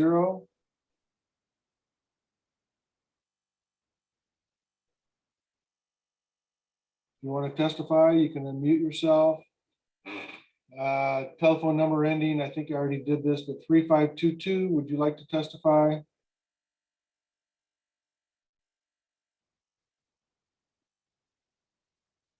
All right, I believe I've gone through everybody. Was there anybody that is here participating that I didn't call on that would like to provide public testimony? If so, unmute yourself and provide me with your name.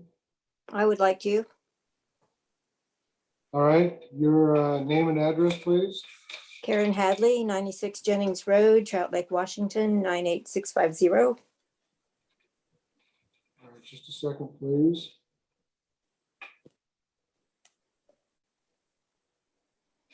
Ms. Hadley, I'll have you raise your right hand for me. Do you swear or affirm under the penalty of perjury that any testimony you give today will be the truth? I do. All right, thank you very much. You have 3 minutes. What would you like to tell me? I'd just like to join in on the opposition of the under canvas for the multiple reasons that have already been testified: the fire, the water, the safety, the traffic, the wildlife. I just feel it's a totally inappropriate location for such a profitable business, and the image that they create for their potential customers, glampers, will totally be changed by the very act of creating this business. Thank you. All right, thank you very much. Was there anybody else that's here from the public that wishes to provide any testimony that has not yet done so?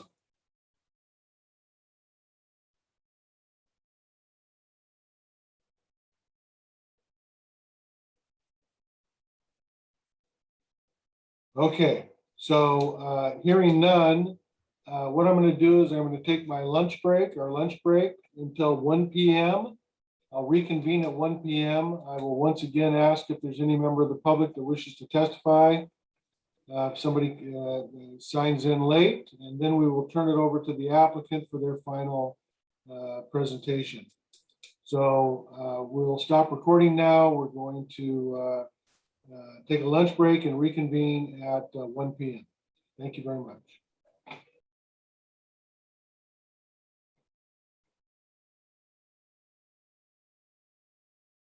Is Mr. Casina here?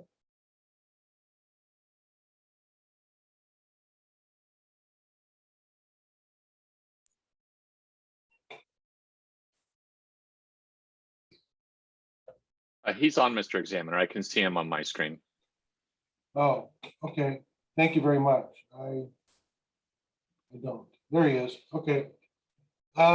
We are back on the record. This is the now July 30, 2021 hearing of the Klickitat County Hearing Examiner.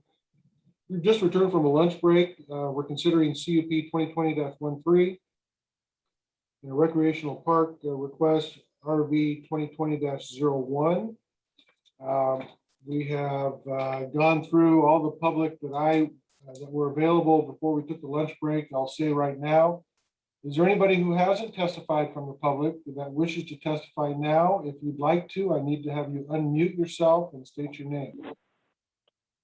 I would like to testify. All right, your name, please, and an address. My name is Jill Barker. I live at 3375 Vedsel Road in Mosier, Oregon, 97040. All right, and you said your name was Jill, Jill? Correct. All right, thank you. I'm going to have you raise your right hand for me, and I'm going to swear you in. Do you certify or declare under penalty of perjury that any testimony you give today will be the truth? I do. All right, thank you. And what would you like to tell me?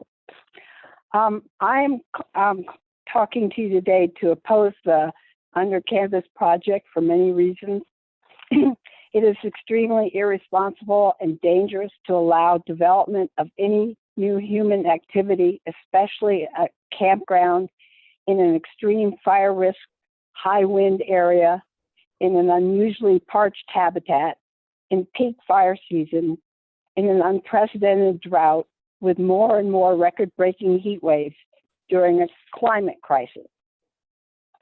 Oak Ridge Road is a substandard secondary gravel road, which is totally inadequate for the proposed use and additional traffic, and would cause danger and many conflicts with the local residents. I live in Upper Mosier Valley in Oregon, where we experienced a firestorm last summer, which spread extremely fast in high winds and exploded in thick, dry stands of woods and fields. It burned over 1,000 acres and destroyed 33 residences and outbuildings, not to mention much critical forest land habitat. High elevation, big game winter range, and Environmental Protection District 8 in Wasco County. We also have gravel county roads here with little access for ingress and egress routes. We were all in a level 3 evacuation zone, and we're preparing to evacuate our animal shelter with over 30 dogs, cats, and birds, causing much panic and stress, to say the least. The helplessness and fear from this catastrophic event is still causing us all much distress and constant anxiety, since conditions are only getting worse every year. We all live in constant fear and dread of these conditions repeating themselves. The national you have 1 minute left. National media and fire experts throughout the U.S. have emphatically stated that development in high fire risk areas and extreme droughts is dangerous, irresponsible, and reckless, to say the least. Please deny this conditional use permit for Under Canvas, this ill-advised project, due to its complete incompatibility with the environment, with the community, with inadequate water supplies in a declining aquifers. And I would like to know, what is the UC fire evacuation plan, and why is this not more transparent? Also, this is in a critical wildlife habitat in the Western Gray Squirrel Recovery Area and should not be developed in any further than it already is. Thank you for your time. All right, thank you very much for appearing today. Is there any Thank other you. member of the public that wishes to testify that hasn't testified already? If you do, I'll have you unmute yourself and state your name. I'd like to testify. All right, who's this? My name is Adam Filipino. I live at 41 Rattlesnake Road in White Salmon, Washington. That's an intersecting road with Oak Ridge. How do you spell your last name, sir? Filipino.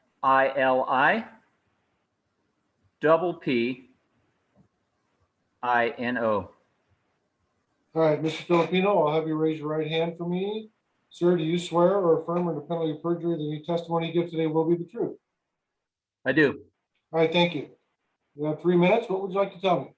So I've submitted several written statements to the county, and I won't belabor them. In them, I did point out that the fire safety and the fire, road safety, and water are my primary concerns. And I could speak firsthand to the road safety. I've probably logged several thousand miles over the years, riding my bike up and down Oak Ridge Road.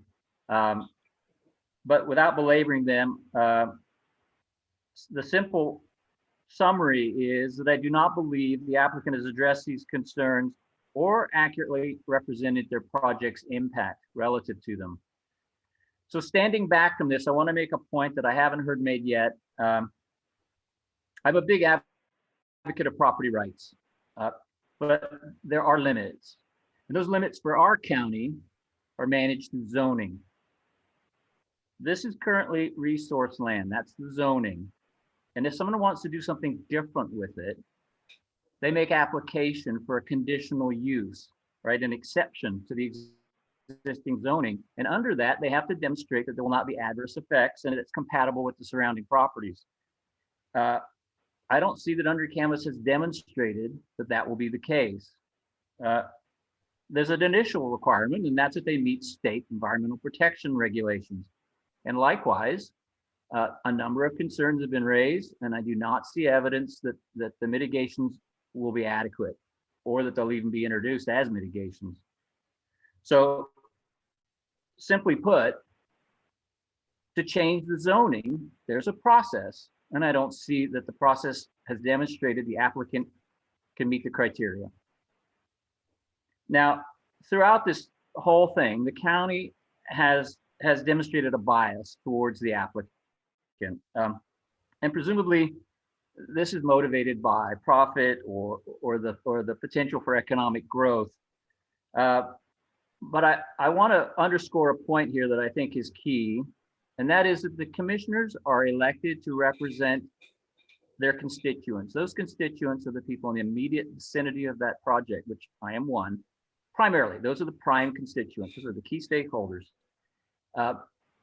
They're not represented to enrich, they're not elected to enrich the county. Those are two separate things. And respectfully, I caution them against conflating them. I want them to respect the will of the people, dozens of which have spoken here today in opposition for valid reasons. That's all I have to add. All right. Thank you very much for your attendance and testimony today. Was there any other member of the public that hasn't testified that would like to testify? If so, unmute yourself at this time.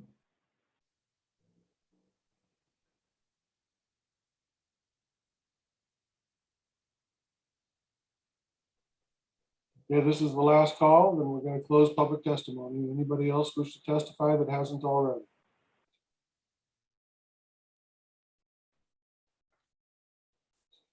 All right, I'm going to close public testimony at this time, and we will turn to the applicant who has time for their rebuttal, testimony and evidence and argument. And Mr. Casina, are you ready to proceed? Whoops, did you, I didn't hear you. Did you say? Maybe volume? You're not muted that I can see. This is Mr. Telligent. On your lower left-hand corner, there's a microphone symbol. You can select your input device. You may want to check that. Thank you, Mr. Telligent.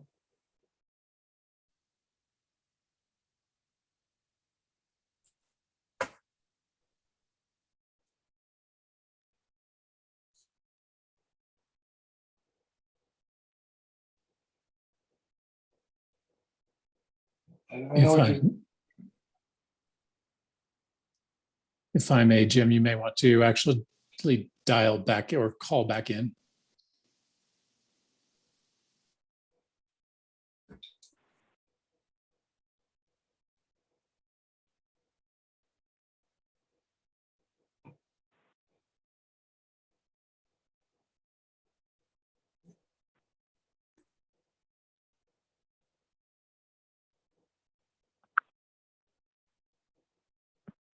You might, as your client said, you might want to log out and log back in. That's probably taking a chance, but no, I can't hear you.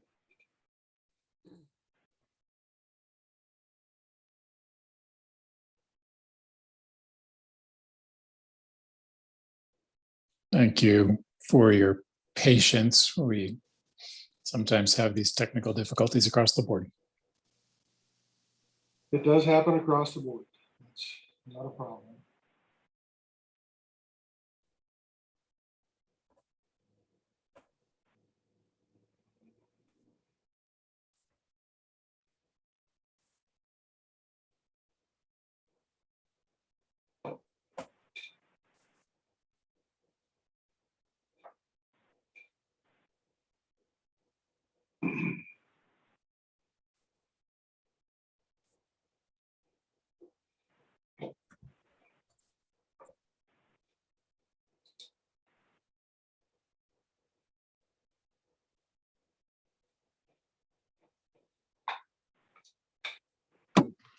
Now, can you hear me now? Yes, I can hear you now. All right, I know. Are you ready to proceed, Mr. Casino? I am. If that didn't work, I didn't know what I was going to do next. Well, please proceed. All right. Thank you.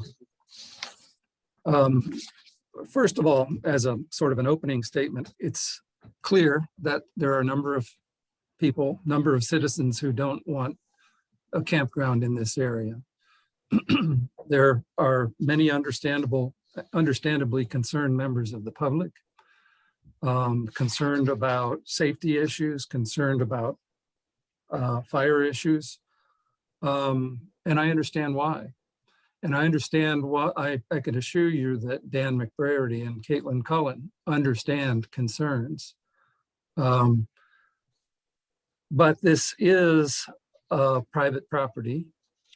It's a private property development proposal pursuant to criteria in the code. And some people cited two arguments about not complying with or meeting criteria in the code. Some people made more general, frankly, unsupported and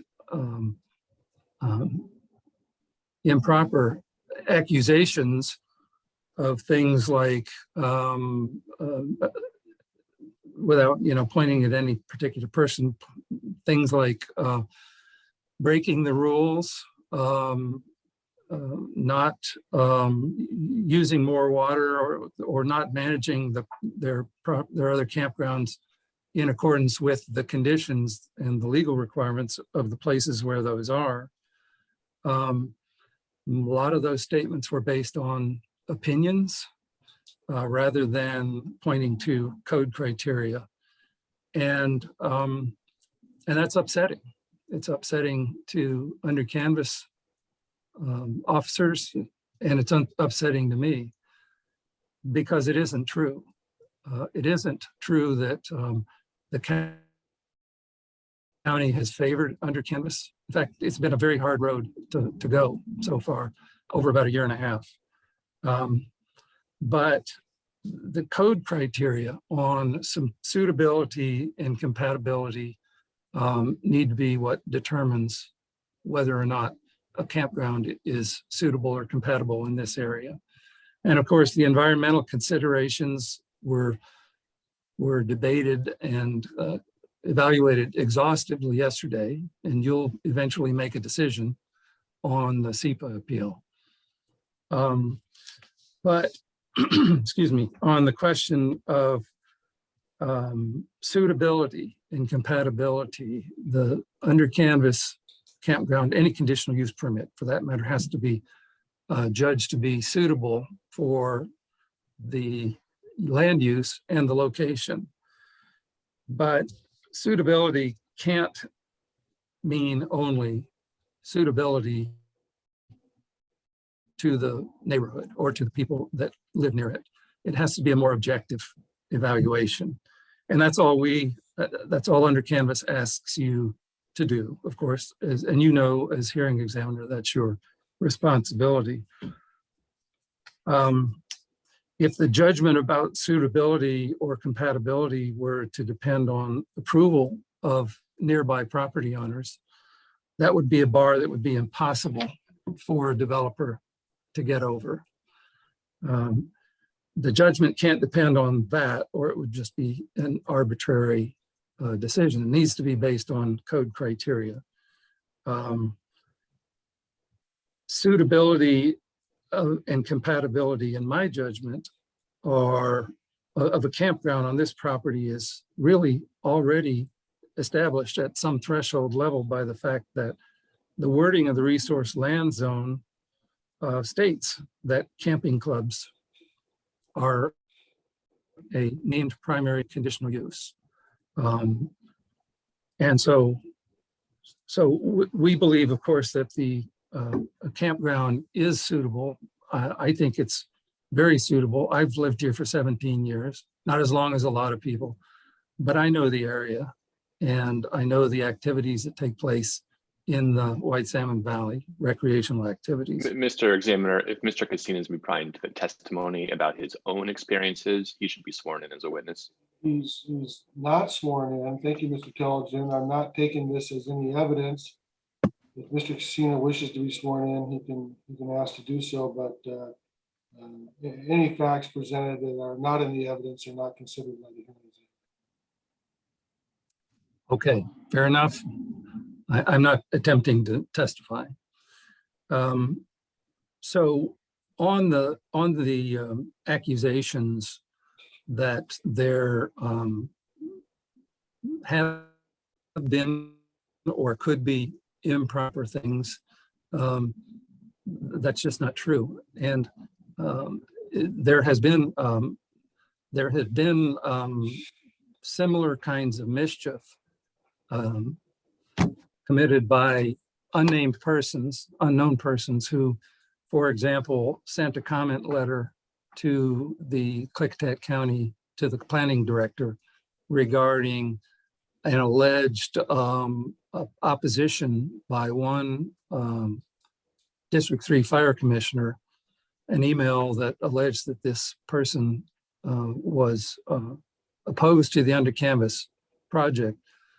And it was false. And the letter was a letter from Chief Long was sent to Ms. Lindblad calling that out.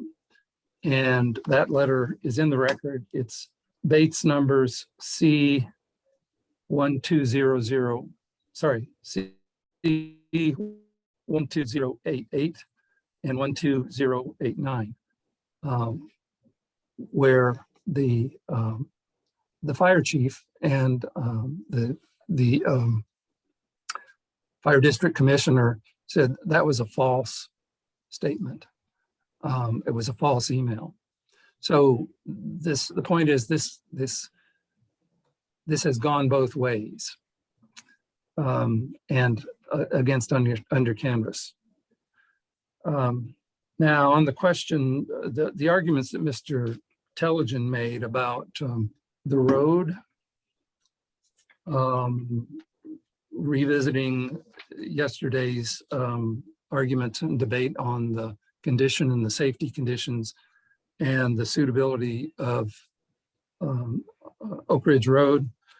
First of all, that again has been debated and will be decided by you as hearing examiner in the SEPA threshold, SEPA MDNS decision. But there is, let me get my notes together here. The arguments that the roads will be inadequate are contradicted by the mitigation conditions that have been proposed, by a good deal of expert testimony from expert witnesses who testified yesterday.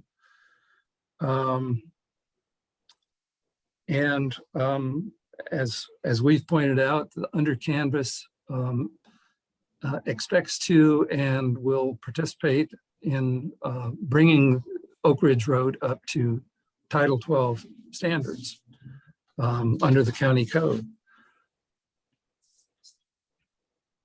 I think Mr. Tellegen mischaracterized the record from yesterday, which included this extensive testimony on the capacity and safety of the road, and that the county witness identified the locations where these pinch points are, and they're going to be fixed. And that's part of the conditions of the conditional use permit. And so I think it's very debatable whether or not the safety conditions that are argued by the appellants, by the opposition, whether Oak Ridge Road is as unsafe as some folks argue.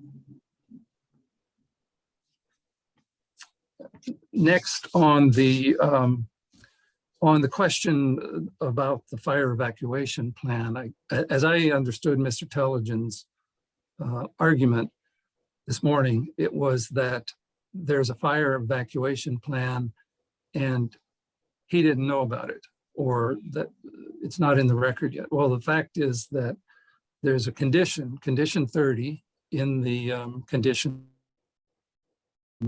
to the proposed CUP, says that there will be a fire evacuation plan prepared and put into place.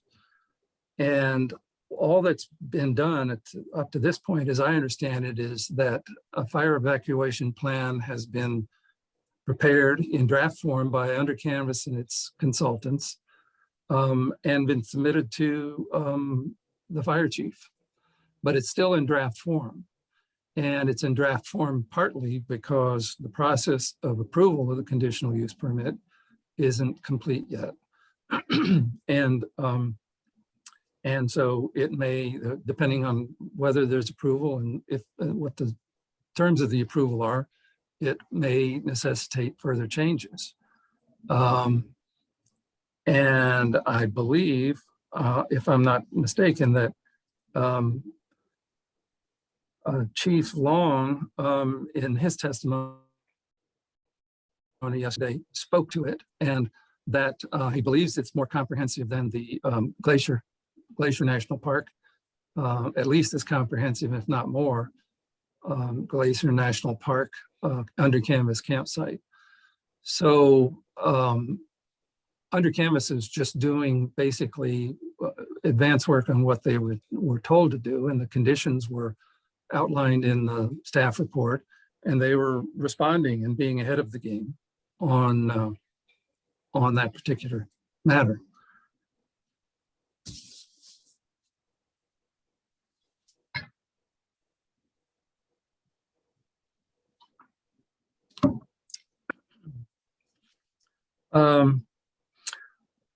Mr. Telligen dismissed the precedents on conditional use permits that we obtain through public records requests by basically saying, well, those aren't relevant to this because the road is so much worse here. Well, that's fine, but the road, reverting to the argument about the conditions of Oak Ridge Road, really is going back to the same argument, the argument that he's made in the SEPA appeal. And that's, he's made his argument on that. His experts have testified, Undercanvas's experts have testified, and that's something that's going to obviously get decided by you.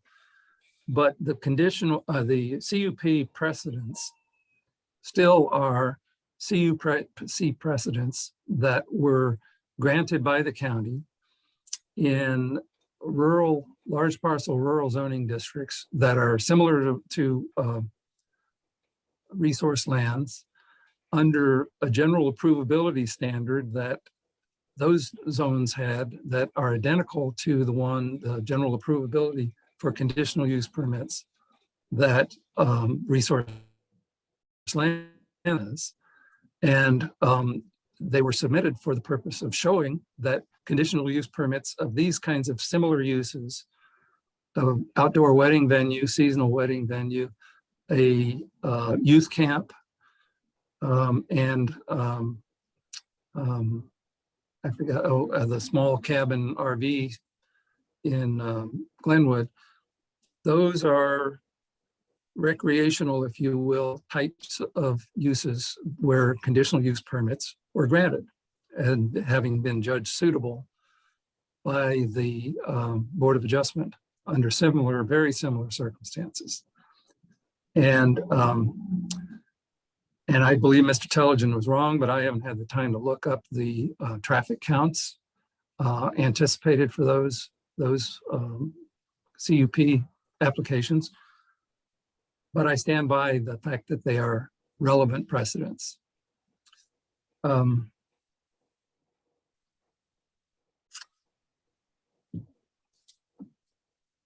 Several folks, a few folks made comments to the effect that Klickitat County has no compliance officer and there's no compliance process, and therefore no way to make sure that Undercanvas will follow the rules and follow and abide by the conditions. And that's also in the nature of unwarranted, unsupported accusations that are baseless.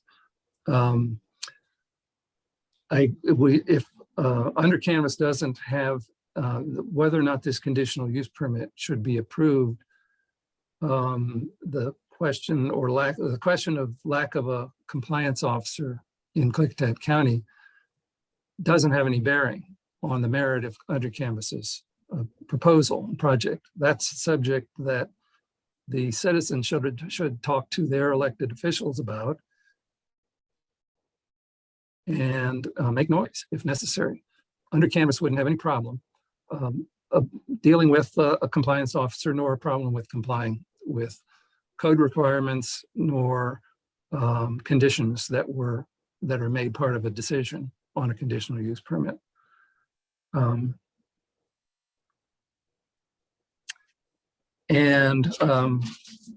think there were a number of folks that said that there was no plan or no comp plan, or the comp plan contradicts the proposal that Under Canvas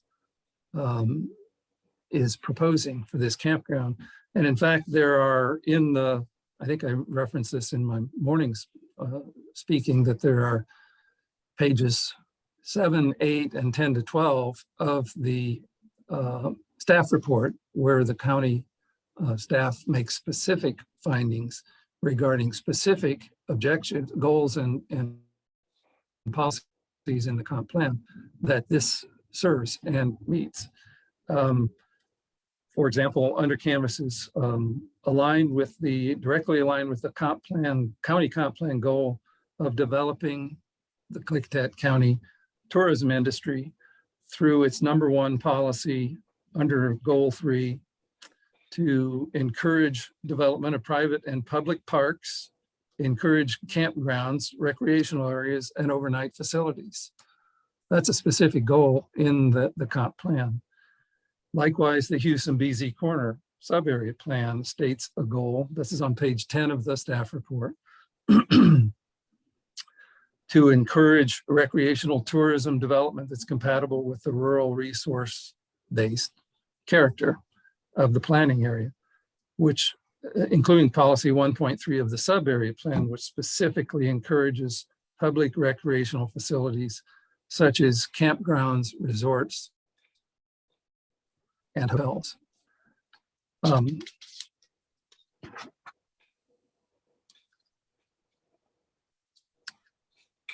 Let me check my notes here for a minute.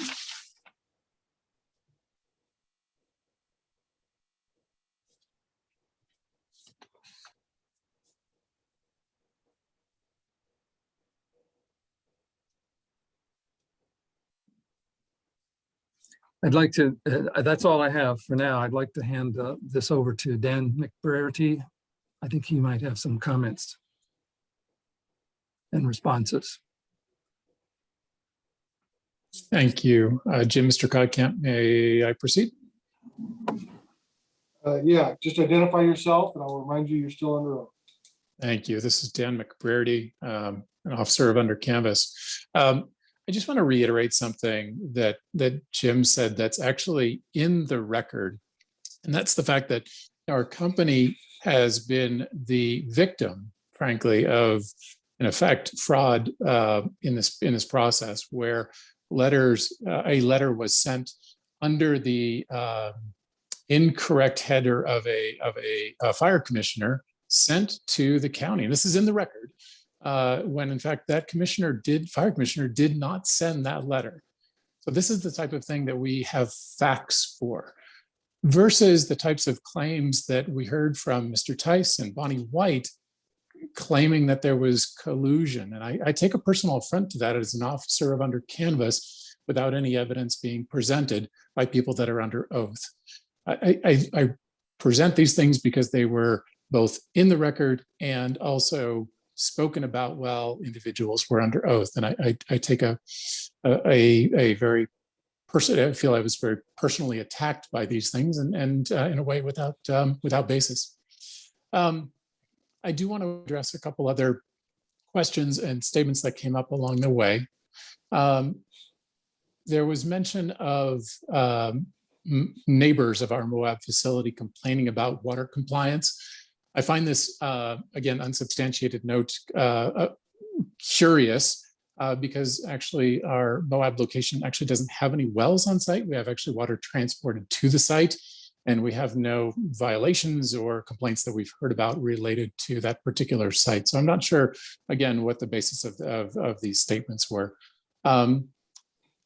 There was another statement that related to buyout events that was made that I actually do understand and I want to address because I think it's important to be clear about Under Canvas's response to the questions that both you that you had about buyout events. There was a question about additional people beyond those that are guests at the camp staying in our tents coming to a special event. And my statement to you, Mr. Kottkamp, is that we would agree to limiting the number of people for a special event, limiting the number of guests coming to that special event to the guests that are renting our tents on site.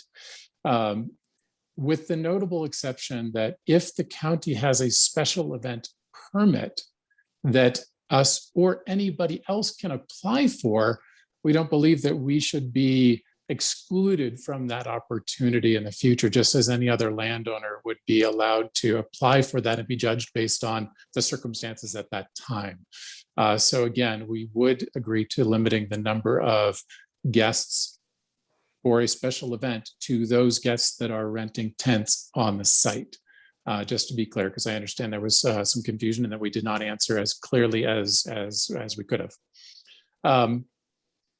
I'll sort of close by saying that, look, we, for close my statements, that at the end of the day, there are a lot of concerns that have been raised on all the understandable topics, whether it be water or fire, the roadway concerns, and we understand those concerns. At the end of the day, though, there is a process by which we are going through that judges our project based on the facts and the comparison of those facts to the codes that we have to comply with. At the end of the day, we are judged based on the ability to comply with those codes, not based on opinions of anyone. At the end of the day, it has to be based on code, and that's what we're looking for from this process. So thank you. Thank you very much. Back to you, Mr. Casino. Let me ask Caitlin Cullen.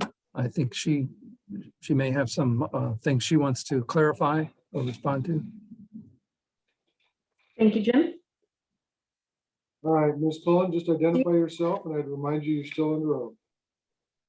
Yes, Caitlin Cullen, Director of Real Estate Development again.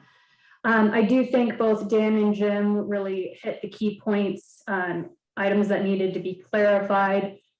I do also want to say I take personal offense to being accused of collusion. I take great pride in making sure I follow the process as it's put before us and ensuring we do everything in a appropriate manner and utilize experts for all of our opinions. I also want to say that I very much understand the concern regarding fire around this area. I personally live in a community where it's a very prevalent concern, and a month ago I sat on my back deck watching flames.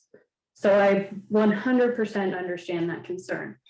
But on that vein, I do want to say that yesterday in the proceedings, the responses given by the fire chief about the adequacy of the fire district's ability to respond. He stated that indeed they do have the ability to respond and would be supported by Department of Natural Resources in terms of fire response.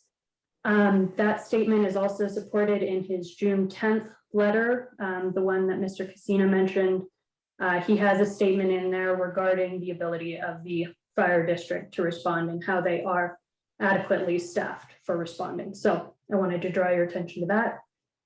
Again, I wanted to clarify for the public in general, as I know you're aware of this, there's no zone change occurring here. This will remain resource lands, and 77%, the large majority of the site is going to remain in roughly its current state, of course, considering the thinning in fire mitigation we would be doing, but it will primarily stay as it is. The camp will occupy a very small footprint of it. Again, as Jim stated, we of course will have the requirements upon us with mitigation measures and the conditions of approval that we must comply with in order to even get permitted and construct on this site. And then we have a binding site plan that we must abide by. And then on top of that, within our fire preparedness plans and evacuation plans, we have agreed with the fire district chief to do annual fire surveys at our site to make sure that we keep everything in appropriate conditions, ready to respond, and our staff is appropriately trained. To clarify, on the Woodward's comment, yes, indeed, the property ownership did change during the process of this application. There is an easement agreement in place, and we will of course abide by all standards of that easement agreement. In terms of the roadway width conversation, we always deferred to Public Works for the dimensions of the roadway. They have surveyed their roadway as part of their improvement plans. They know the conditions of their roadway.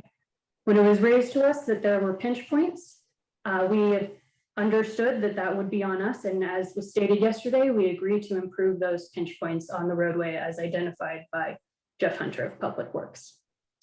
In terms of the similarity to our other existing camps, I did just want to remind you that our access roads at various other camps, there are images of some of them located in the appendix of our traffic study for your reference.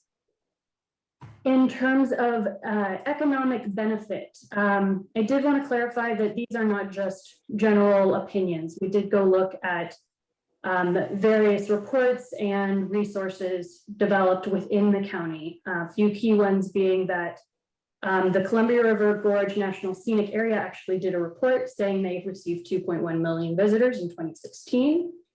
The Husum-BZ Corner Sub-Area Plan actually does state that they understand there may be a progression of the economy moving from agriculture and forestry towards more recreational development, and that providing more tourism and accommodations is part of that plan. And then in 2016, the Gorge Tourism Studio proposed a plan for more broadly distributing the benefits of tourism throughout the gorge and ensuring that the Washington side in particular got to take advantage of the tax benefits that come from overnight accommodations. And all of those elements are located within our application in a supplemental material that was in the original application for your reference. Then lastly, of course, as a landowner here, we too would be paying taxes contributing to infrastructure and public services in this area. So I believe that hits on all of them. And with that, I'll turn it back to Jim. Thank you. All right, thank you very much.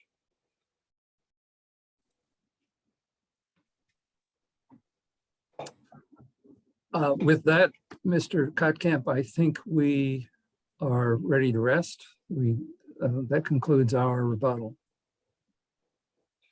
All right, well, thank you very much. I appreciate your presentation and efficiency of the presentation. What I'm going to do now is I am going to close the record on this hearing. I will have written decision on both matters within the next 15 working days. I will be preparing and submitting to the parties a document, probably in a letter form, about what I admitted into the record for this conditional use permit hearing as requested by Mr. Telligin, which I think was appropriate because there's a lot of different numbers and things going around. So I'll let you know exactly what I consider to be the record for the conditional use permit hearing. And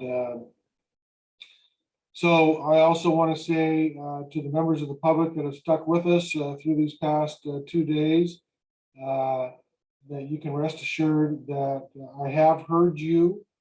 I am, as I indicated at the beginning, I'm always most concerned with actual facts and evidence, so that I can make findings of fact and apply those findings of fact to the law and make conclusions of law and then render a decision. The law is quite clear that public opposition or public favoritism towards a project solely is not a consideration in the decision-making process. So, but there were So the testimony that, that I most was interested in was that testimony containing facts and evidence. But I will carefully go through everything in making my decisions in this matter. I also want to say that I truly appreciate all the public's participation in this process. I've been a hearing examiner for over 20 years.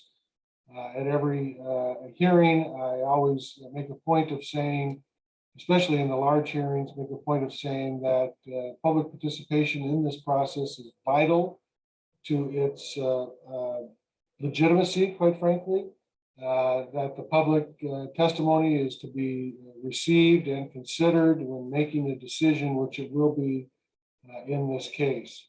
With that, once again, thank you all for coming and participating. And I will have my written decisions out within the next 15 working days. Everybody have a nice weekend. Thank you very much. Bye-bye. Thank you, Mr. Kutkin.